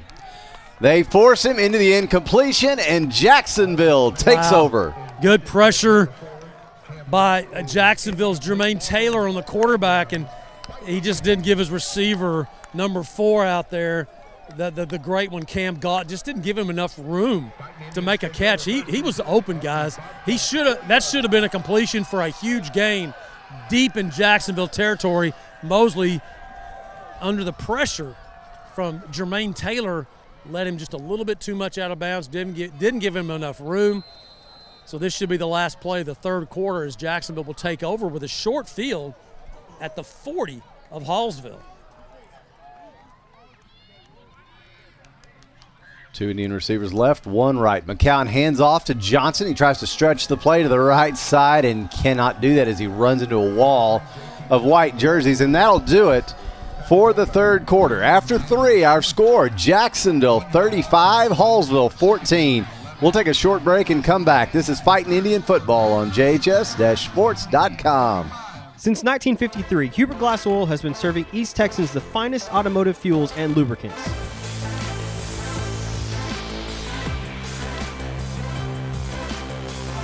Hubert Glass Oil Company, the clear solution for your business. The honey barbecue chicken strip sandwich is delicious. It's got that barbecue flavor, that cheese melts on top with that Texas toast. You look at it, your mouth starts watering. It's my go-to sandwich. The honey barbecue chicken strip sandwich, that's my all-time favorite. Hi, I'm Matt Montgomery. For the past 37 years, I've been helping people just like you get their financial ducks in a row. I'm a registered investment advisor and chartered financial consultant. We do portfolio management and comprehensive financial planning. Give me a call for a free consultation. And we're back as we get set to start the fourth quarter here in the district opener at the historic Tomato Bowl in Jacksonville, leading Hallsville by a score of 35-14. Couple of scores real quick. Nacogdoches leading White House 27-19 with 9 minutes to go in that ball game. And 17-10 Marshall over Pine Tree as they start the fourth quarter. So Ryan McCowan brings the Tribe back to work. Ryan rolls to his left, now drops back under pressure, going to try to fling it away. Looking for J.T. Johnson. Josh Moore's looking at Ryan right now and giving him the cut. No. Don't do that. I mean, if you're going to throw it like that, you got to throw that one out. You're going to get a pick like that. It's something Ryan will learn. He just wants to make a play. I mean, he just does not like incompletions. He wants to complete every ball. Sometimes you got to throw it away and live to play another day. 3rd down 11 now for Jacksonville. So 2 Indian receivers on the left side, 1 on the right. The H-back Walker is on the right side as well. McCowan fakes the handoff, rolls left. Now back to his right, looks for Johnson. He's got him. 25, 20, 15, 10, 5. You can forget about it. Touchdown, Jacksonville. 41 yards, Ryan McCown just doing the dance, getting around, scrambling, and he finds J.T. Johnson for the 41-yard score. Johnson's 3rd touchdown tonight, 2 running, 1 receiving. Hey, back in the 80s, the 49ers had a receiver named John Taylor. They called him JT, and they said JT stood for just terrific. Well, JT Johnson has been pretty terrific as well. He sure has. I mean, I love watching the replay right here, how Ryan McCown was patient, found him, and then for the score, and here's Bergera, and the extra point is good. It's up and good. The extra point brought to you, of course, by Homes and Properties Realty. 11:40 to go in the ball game. The score, Jacksonville 42, Hallsville 14. We'll take a short break and come back. This is Fightin' Indian Football on JHS-Sports.com. For over 120 years, we've worked to be the most trusted bank in East Texas. Strong leadership, active involvement in the community, and long-term relationships with customers piece together the strong foundation on which we base our business. A community bank dedicated to serving our local families and businesses. Visit any one of our locations across East Texas and let us show you why we've been the bank of choice since 1900. That 100% beef Whataburger takes 2 hands and all of your attention. So yeah, now's the time to sneak that fry. Good thing there's plenty to savor. Good thing there's Whataburger. And we're back live at the historic Tomato Bowl, downtown Jacksonville, where the Fightin' Indians lead the Bobcats of Hallsville by the score of 42-14 with another Fightin' Indians scoring drive summary. Here's Todd Travis. Todd? It was a 3-play drive, covered 60 yards, finishing with a touchdown, putting the Indians up 42-14. I was talking about the weapons of Hallsville. They can score from anywhere. So can Jacksonville, clearly. Here's the fair catch on the kickoff. Oh, you fooled And it. it's a live ball. Oh, but gosh. Get back on it, does Hallsville. But Hey, I got a shout out here to the student section down here on the very front. I don't know if you guys can see it, but these students are really, really supporting the team. I haven't seen this in a long time. A group of students down here like this, where they're all sitting in a group and doing stuff cleanly, I might add. But it's just good to see everybody having family friendly stuff. Yep, but everybody having a good time, and Jacksonville just looking like they're on their way to getting their first win in the brand new remodeled Tomato Bowl, which isn't so brand new anymore. This is the 3rd year. It took a little while, and then you get the feathers on the helmet. Not celebrating just yet, but it's looking much, much better as we start this 4th quarter. Well, 11:40 to go in the game. So Mosley look out, looks to pass. He's got a man streaking down the sideline wide open, and he overthrows him. Yeah, Mosley's a little bit more rattled than he was in the first half. I don't know if he's pressing because of the lead, but he had his receiver right there, number 21, out of the backfield on a rail route. Yeah, what a name on that guy, Blade Bullard. Yeah, that's a cool name, man. Yeah, that is a good name, Blade Bullard. But he had him on the rail. He was open, and he just didn't throw a good ball. So,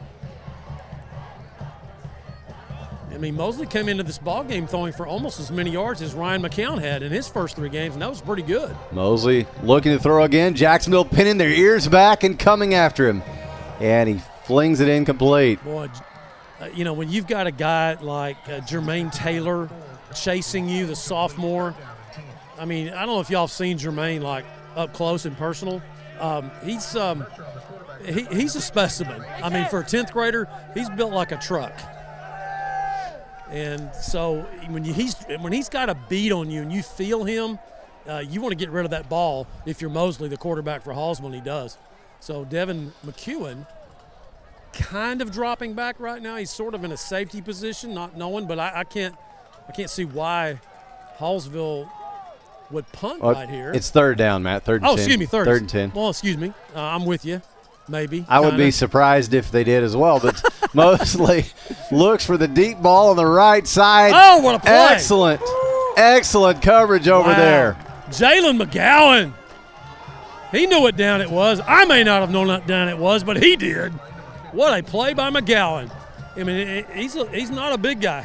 I mean, McGowan's what? They list him 5'9", 165. Excuse me, but I don't think so. He's not that big, but he made a big play right there on probably the best receiver for Hallsville, number 4, Cam Gott. Now it's fourth down. Yeah, 4th down and 10. Of course, Hallsville will keep their offense out there. Movement. 5 yards. That'll back them up. You know, this has become a new tradition the last few years. The Fightin Indian Band is playing Hey Baby by a guy that a lot of folks might not have actually known was a Jacksonville native, Bruce Channel. But I got to say, this is about as enthusiastic as that song has sounded in about a year. Yeah. That's not a song I'm familiar with, but I like it. 2 receivers each way, and oh, wow. Mosley fires high. Man, he almost got that first down. He's going to be about 3 yards short. Nice pass and catch by Gott on the Hallsville sideline. But he's going to be 3 yards short. And once again, Jacksonville, I think that's the third, maybe the fourth down conversion that Hallsville has failed at. So hats off to Kenny Kennedy's defense on a Hallsville team that has averaged 30 points a game in their first 3 ball games. So they've just got 14 right now. So, Matt, the song Hey Baby by Bruce Channel was released in 1961. I was 2. And okay. Bruce was born in Jacksonville on November the 28th of 1940. Wow. How about that? Okay. Here's JT. Johnson with lots of room to run. He's at the Hallsville 30, 25, 20, and they finally angle him out of bounds. Is that a late hit? And Shirley. Wow. I tell you what, I was trying to decide, as y'all were helping me decide, the player of the game offensively for Jacksonville. You know, Ryan McCown, I locked in on him because of his passing yards tonight, but JT's going to be right up there with him to get that Austin Bank offensive player of the game for Jacksonville.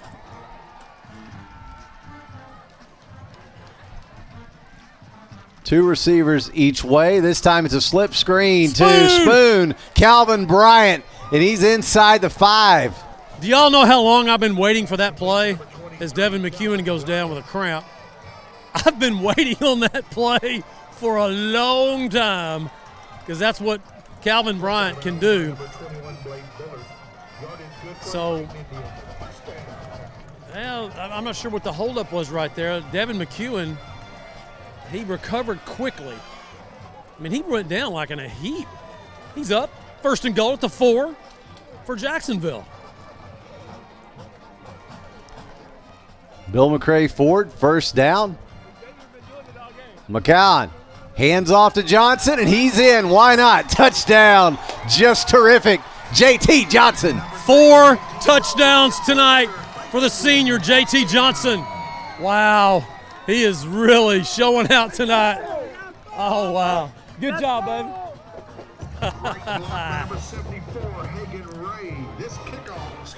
Man, oh man, what a night in Jacksonville as the Fightin Indians are going to get the feathers. They're going to get their first win at the new Tomato Bowl, and here's Bagheera.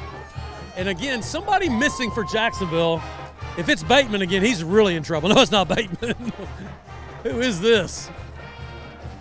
Is it one of those guys that's not on the roster? No, it's Jose Castillo. Oh, Jose, okay. Yeah, He's in 10th grade. We're going to forgive him. He'll be all right.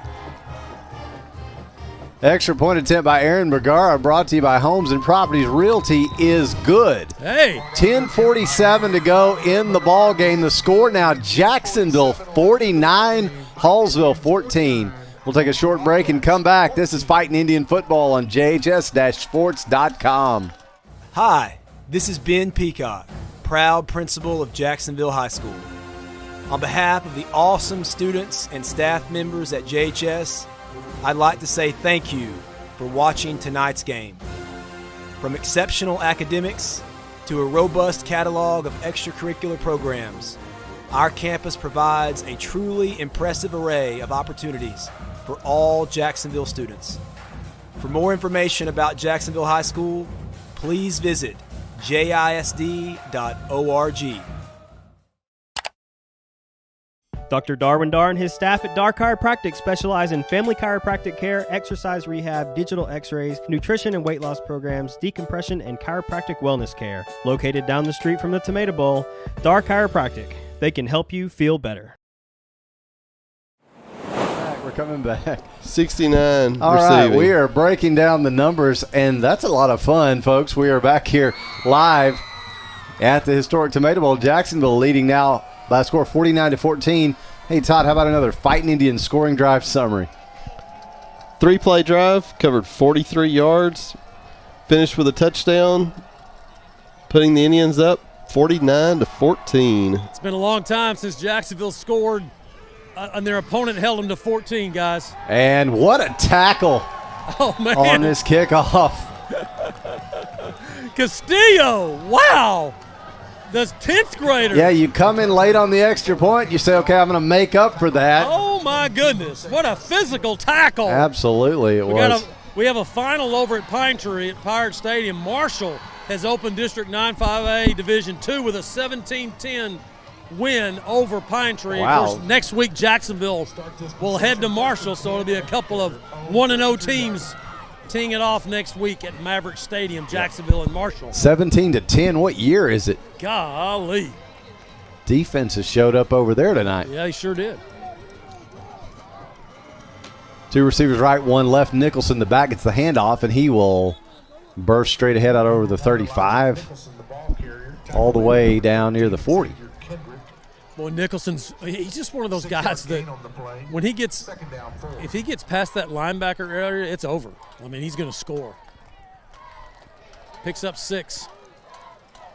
Now the handoff again. It's going to be offsides Jacksonville. Number 1, Elijah Nicholson, the ball carrier. Tackle made by number 88, Matthew Blankenship. There is a marker on the field. Yeah, Jacksonville with a little bit of a head start on that one. Offsides, defense. The result of the penalty, first down Hallsville. So if you're Jacksonville, I mean, you want to finish strong here. Don't get sloppy. You got some other players. It's great to see Matthew Blankenship in there at defensive end. He's playing.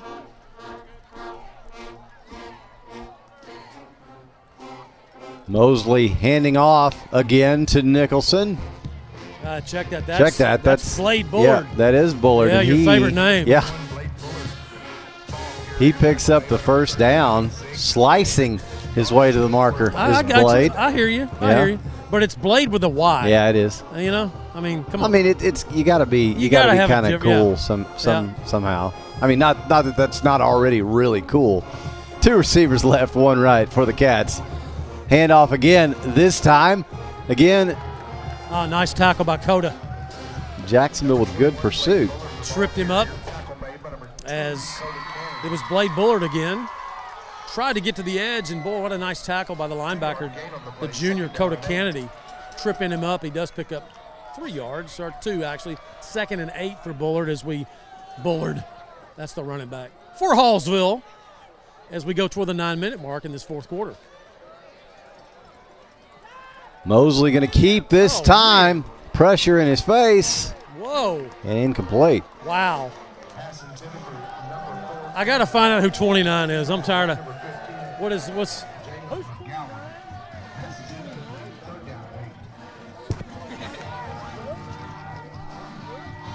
So a 3rd down and 8. The ball sitting at the Hallsville 44. All right, I got it.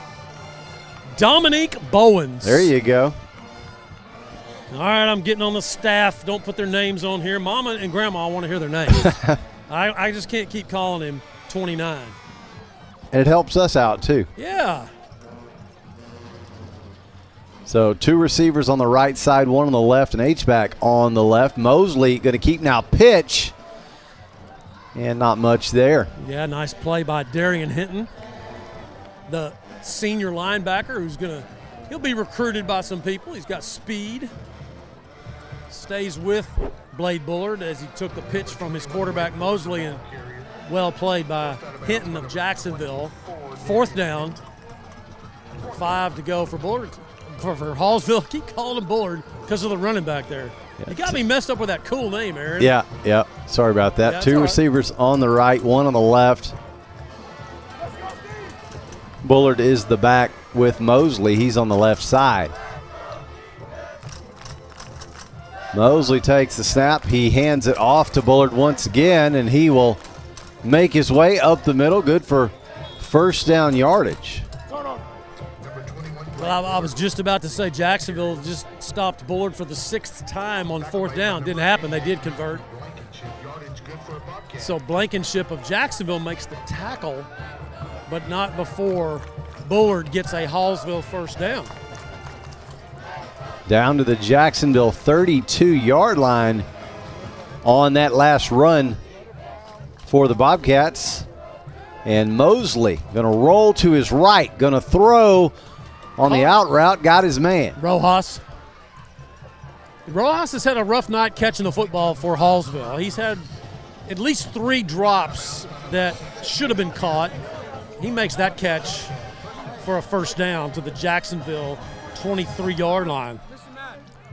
And if you're Jacksonville's defense, you do want to buckle down here and try to finish strong. So 2 receivers either way. Oh, no. For the Cats, movement up front for Jacksonville on the handoff. Where's the flag? There's no flag. No flag. It was goodness. Was clear though. Coda Kennedy he just went off. Hey, Ryan McCown just came up to me and said, "Hey, Mr. Matt, the handshake worked tonight." There you go. I said it's about time. It's about time. It hasn't been working. So. Did you change your soap that you're washing your hands with or something? I don't know what I did different today. I got to remember that. New moisturizer My or something socks like that. or something? Something like that. Look out. Mosley going to have to keep, and he is wrapped up and driven to the turf. Poor Mosley. He got kissed in the mouth by Coda Kennedy and Darian Hinton. That is not that's not a date you want to go out on, you know what I mean?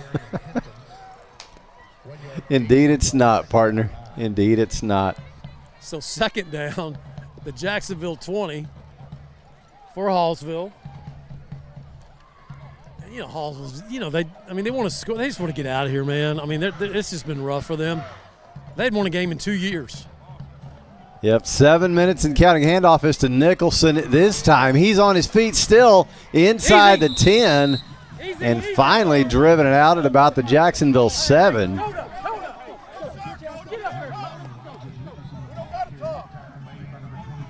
Good grief a moly. I don't like that. Man. Yeah, you've got this one in the bag, and you just don't talk trash. I mean, you don't need to do that. You know, that's what 0-3 teams do, though. They do that kind of stuff out of bounds, and just don't do that. Go back to the huddle, man. So now Mosley on the keeper, and he's down inside the 5. Yep. I really admire Mosley, the quarterback for Hallsville. I mean, he's a gamer. I mean, he's taking some real shots tonight. He just doesn't have enough surrounding him. His receivers, to me, they really haven't helped him that much tonight. He's thrown some pretty good passes, had some drops. But he is a good runner. Wayne Coleman was right when he scouted him. He said the guy's he's going to be the best running quarterback that Jacksonville has seen so far, and he was correct. So 2nd down, goal at the Jacksonville 4. He moved. Oh. Now Mosley going to look right, throw into the end zone. Incomplete. That is complete. That's a Check that. touchdown. That'll be a score. Yeah, I think he got in the corner over there. He did. Terrible mechanics by the officials. I'm sorry. I didn't see anybody single touchdown. I didn't either. That was terrible. In fact, I got to tip the hat to Chip Pittman, the PA announcer. I had to wait for Chip on that. I didn't see a single official raise his arms up for a touchdown. I don't know. So now the extra point attempt brought to you by Homes and Properties Realty. And Jacksonville was clearly Is offsides no right good. there, and there's no call. Yeah, it's no good. I think the officials are ready to go home too. Is unbelievable. No, now they're calling it. Where? Okay, do you see a flag? There it is. It's on the far side. There over you there. go.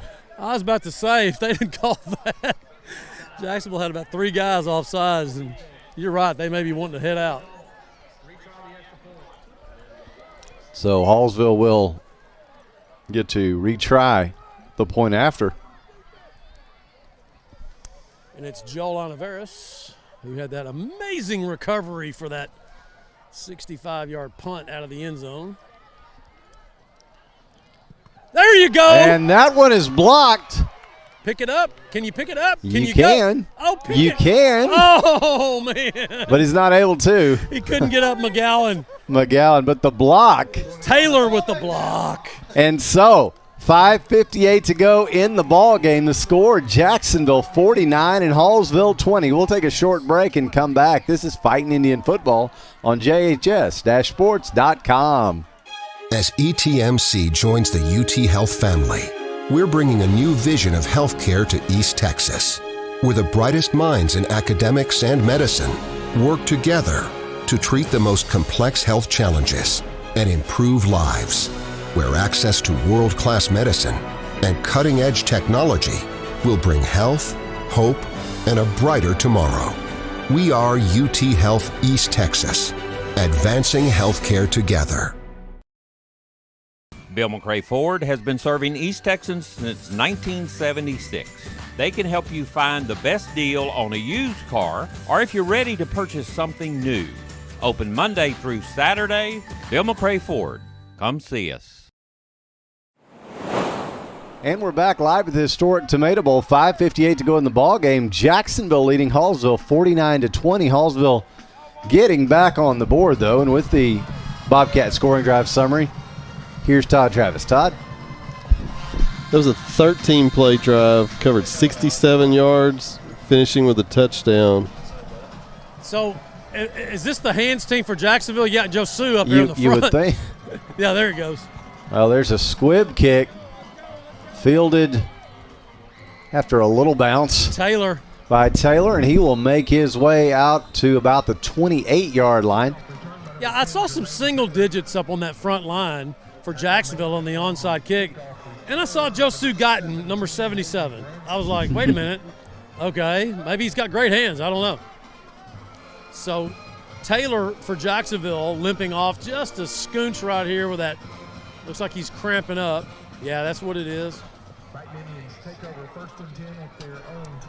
Kind of dinged his hip a little bit playing a little pickup basketball last weekend and missed one day of practice from that. So see the little things I find out when I go to practice. Yeah, it's impressive. I mean, I didn't say it to be impressive, but just, but if the shoe fits, but it's a truth. Or in your case, the cowboy hat. Yes. Uh-oh, watch out. Handoff is Get down. to Johnson. Oh, face mask. Come on. He is spun down. By the way, Tony Pinson is checked in at quarterback as Jacksonville wants to get, you need to get some reps here for your 2. Well, you get some reps and you protect your QB1. Yeah, and of course, you don't want anybody teeing off on Ryan. And of course, Tony Pinson is a valuable player all over the place. He's already had 3 catches tonight. He's played defense. He's everywhere, and he's playing quarterback right now. JT in the backfield with him. This is where you want to get some other players some playing time and protect some of your guys like your Devin McEwens and Ryan McCowans and people like that.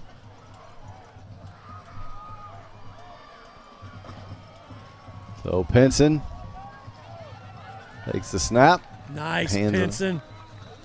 Actually, he'll keep that. Yeah, just a little zone read, almost like a wildcat, except he really is the quarterback. But He gets a nice gain of about 8, 9. He's got 3rd and 1 now. Gets the play from Josh Moore.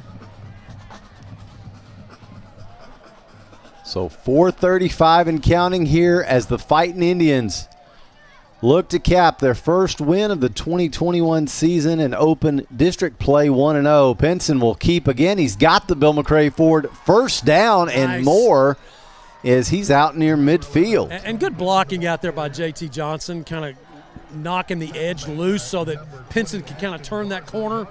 And Tony just cut right off JT's block and gets up the field vertical.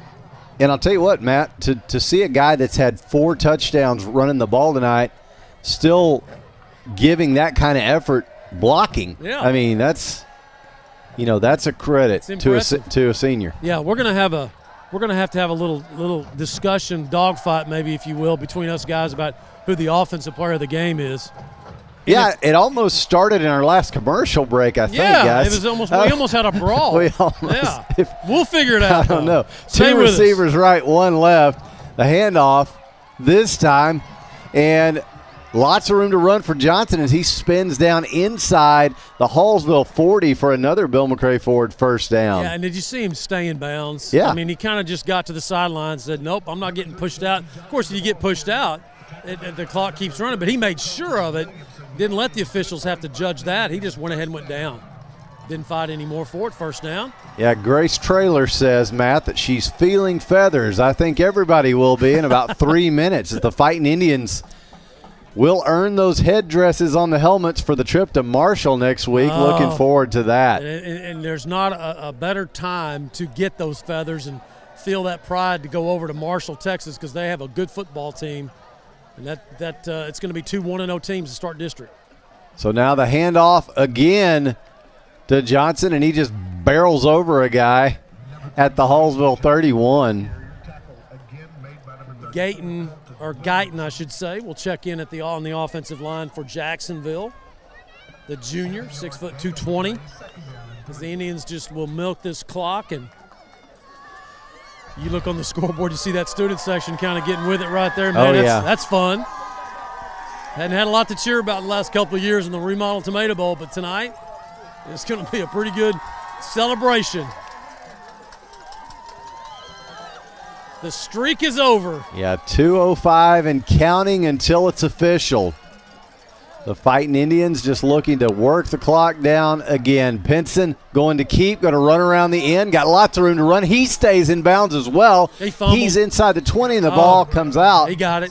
Jacksonville's on it, though, so that's good for a Bill McRae Ford first down. Yeah, it's actually going to be, let me get the number of the recovery. That was Hagan Ray coming down the field, the big offensive lineman following his quarterback, Tony Pinson, who on that second effort got the ball knocked out of his hand, and Hagan Ray with the recovery as the Indians just trying to milk this out right here.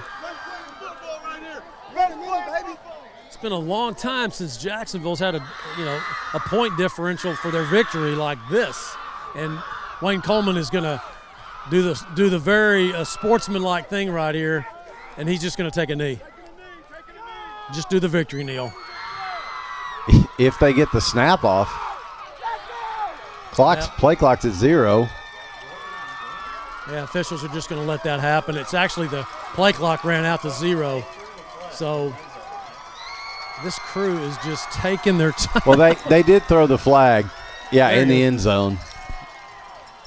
The official in the end zone did. So you can see on the big board, you can see the team celebrating. Boy, everybody's excited. I mean, it's been a long time coming.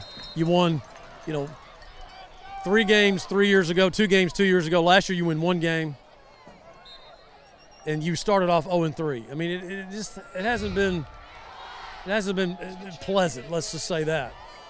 But boy, the way the team practiced this week, as I said in pregame, it just didn't look like an 0-3 team, and it really showed tonight. I mean, they came out and executed, and Hallsville didn't play a horrible game. They made some mistakes. They had some drops and penalties in bad places, but let's face it, Jacksonville just made some big plays. So that's going to be the last play of the game. One more kneel down will do it. And so the Fightin Indians winless at the historic but renovated Tomato Bowl no longer. 49-20, Jacksonville over Hallsville. More importantly, they go to 1-0 in district play, and they head to Marshall with momentum and headdresses. Cannot understate what they accomplished here tonight, Matt. No, pretty good all-around performance, got to say.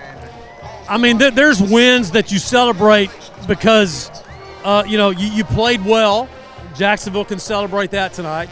There are games that you win where you maybe shouldn't have won, but you don't feel as good about those games, right? Well, Jacksonville did both tonight. They won the game because they played better than Hallsville, okay? They prepared all week long. They dismissed the 0-3 start, and I know people are going to say, well, it's Hallsville. When you have those games where you haven't won in a while, I mean, you kind of beat yourself. Tonight, Jacksonville didn't do that. They played good, solid football, and if they can continue to play like they did tonight, they got some things they need to improve on, particularly running the football early on in the game. They struggle with that. What they have, I think, 27 yards rushing at the half. Yeah, something like that. They need to get better on that because next week Marshall is going to be a lot better defending the running the ball. And you can't just come out throwing. You got to be able to run the football as well. So Wayne Coleman will visit with his football team, and then we'll get his comments on the All Smiles post-game interview. Right now, I'm going to throw it up to you guys for the post-game stats, and then we'll give out our awards in a moment. All right, thanks, Matt. 49-20, the final. And does Ryan need more time to get those done? I mean, Todd, do you need more time? If you do, we'll go through our awards. Are we ready on the stats, Todd? Yeah, I'm ready. All right, well, let's run those down. The post-game stats then brought to you by Randy Gorham. And Todd, 49-20. This is fun. How do we get there? The Indians finished the game with 54 plays on offense for 446 yards, with 303 yards passing and 143 yards rushing. There's the balance coming back in that we talked about at the half. Yeah, still 25%. Yeah. McAllen, 14 completions on 22 attempts for 303 yards and 3 touchdowns tonight. Our leading rusher, JT Johnson, 19 carries for 111 yards and 3 touchdowns. 4? Well, he caught one. Yeah, he caught was one. Catching. Caught one and rushed for 3. Yeah. 4 total Rushing touchdowns. 3. Yeah. Receiving, What a night. McEwen finished 3 catches for 84 yards and a touchdown. Jermaine Taylor had 2 catches for 84 yards and a touchdown. JT Johnson, 3 catches for 69 and a touchdown. Pinson, 3 catches for 37. Ryan Walker, 2 for 17 yards. And Calvin Bryant, 1 catch for 12 yards. I don't know if y'all, Okay, you convinced me. You could hear that in the background. The celebration is on over here on the home side. And you convinced me. You convinced me on the offensive player of the game. Go ahead with your stats, and we'll get to those. Yeah, go ahead. I heard that. Ryan's happy. He won that battle. But yeah, Todd, let's go ahead and wrap up these post-game stats, and then we'll hand out those awards. I think that covered everybody on individuals. All right. What else do you want to look at? Well, let's take a look at Hallsville. Hallsville. Real quick. Hallsville finished 71 plays on offense for 350 yards with 227 yards passing and 123 yards rushing. And so the numbers that matter are on the scoreboard tonight. Jacksonville 49, Hallsville 20. Todd, thanks for bringing us the post-game stats. Post-game stats, of course, brought to you by Randy Gorham, CPA. He's been your hometown CPA in Jacksonville since 1984. He also serves the city of Jacksonville as our mayor. We thank him for his service there as well and for sponsoring Fightin Indian football. And, Matt, let's hand out some awards, shall we? Yeah, let's do that. First thing I want to announce, though, the JHS class of 1981 is having their reunion. It'll be October 8th and 9th. The class is going to sit in a designated section for the October 8th game here at Tomato Bowl. And then on Saturday, October 9th, The festivities begin at 6:30 and last till midnight at Sharon Bacon's Carter's Family Farm Party Barn out on the Highway 204, 3 miles from the Loop. So just be aware of that. I'll announce more on that next week as the class of 81 will be having their 40-year reunion. So awards tonight. First, the Bone Crusher hit of the game, sponsored by Dar Chiropractic. If your body needs an adjustment, call Dr. Darwin Dar. JHS class of 1984. He's your hometown chiropractor. It is Cash Bearden. He had a massive hit in the ball game on the quarterback Mosley. So Cash Bearden, the junior cornerback, with the Bone Crusher hit of the game. The play of the game, sponsored by Congratulations. Not only does Congratulations provide a weekly award to each player for the play of the game, but just look at the Tomato Bowl at the front, guys that come in all over the stadium. They're your hometown awards and engraving store. The play of the game is the scoop and score by Jermaine Taylor from 55 yards out. That defensive touchdown was huge. I mean, it just got the momentum changed. Yeah, really Matt, nice. as many good things as happened tonight, you said it earlier, that really got Jacksonville going, and they really didn't look back. So the Austin Bank offensive player of the game, 4 touchdowns, 3 running, 1 receiving. J.T. Johnson, the senior, Austin Bank offensive player of the game. The defensive player of the game, Calvin Bryant, just a shutdown corner all night, had some tremendous tackles. Just basically shut down Hallsville's best receiver. So Calvin Bryant, the Austin Bank defensive player of the game. And again, offensive player of the game, J.T. Johnson, what a game. Now, let's get Wayne Coleman in for our All Smiles post-game interview. Coach, congratulations. I feel some feathers are coming. Get the first win at the remodeled Tomato Bowl. What a total team victory tonight. It was. I mean, we really, all 3 phases played really well. I mean, golly, really, but I mean, it took us long enough, and we knew if we put it together that something like this could happen. And it feels real good for the kids. So they keep coming back and working every day, and they earned it. You had some personnel moves, you did some changes, and of course, starting district, and I could see some of those tonight. I mean, Calvin Bryant at corner made a difference. J.T. Johnson, again, Isaiah tried to go, and hopefully he'll get healthy. But J.T. with 3 rushing touchdowns and 1 he caught for a touchdown. You had some guys step up tonight for this 49-20 win. You got to feel good about the way everything kind of got sprayed around for your football team. I do. There's so many kids that stepped up that you don't even want to single anybody out. But there was so many. How many pass breakups did we have on big plays that were critical plays that our kids stepped up in man coverage and made the play? It was beautiful to watch. Yeah, defensively, Hallsville was 1 for 6 on 4th down conversions. So your defense, stepped up when they needed to. I'm going to tell you, the one that they got was a very well contested ball on the sideline on a comeback route in man coverage, and that kid, he's got to honor the deep ball, and he came back and he still almost made the play. Our corners played extremely well tonight. So Henderson, 2 weeks ago, your defense gave up 21 points, a great defensive effort. Hallsville averaged 30 points a game coming into this. They only get 20 tonight. Your defense is starting to kind of get a feel, and you mentioned the pass breakups. I mean, Cash Bearden, Xavier Kendrick doing a nice job, and Spoon shut down corner, and your defensive front making plays as well. They really, it was just a team effort. I do want to mention John Johnson coming back off an ACL and playing more plays than he's played all year, and he balled out over there at the corner and shut them down over there. Offensively, 449 yards, I believe, was total offense. 127, I think, rushing. You only had like 27 at the half, so in the second half you picked up the running game more. Going into Marshall next week, Coach, do you want to have more balance like that? Are you content with the offense just the way it's working? No, we're not running the ball well enough. We got to keep working on it, and it was nice to see that in the second half, but we've got to keep working on the run game.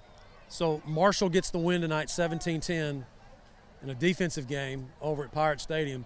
You go to Maverick Stadium next week against a good Marshall team, and you get the win tonight. It was a great week of practice. I wanted to talk about that because, I've told several people this, and I mentioned on the broadcast, it didn't look like an 0-3 team practicing this week. You couldn't tell. It looks like they were 3-0.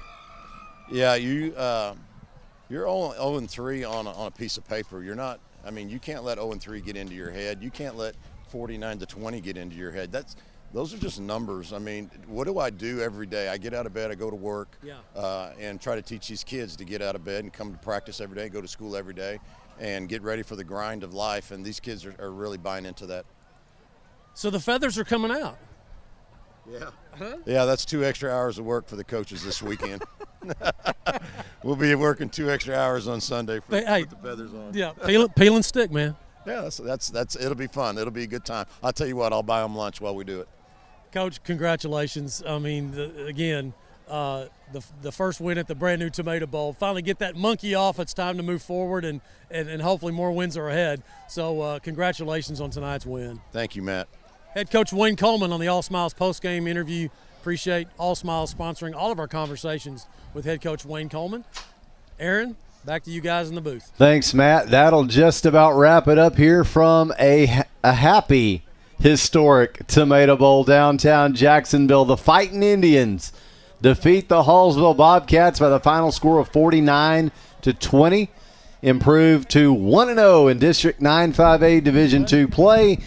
And we'll head next week to Maverick Stadium to take on the Marshall Mavericks with the full headdresses on the helmets and quite a lot of momentum from a team win tonight that was executed, as Coach Coleman said, in all 3 phases of the ball game. For Matt Montgomery, Todd Travis, and our producer Ryan Travis, this is Aaron Swink saying thanks for joining us for Fightin Indian football here on JHS-sports.com. Enjoy your weekend. We'll see you in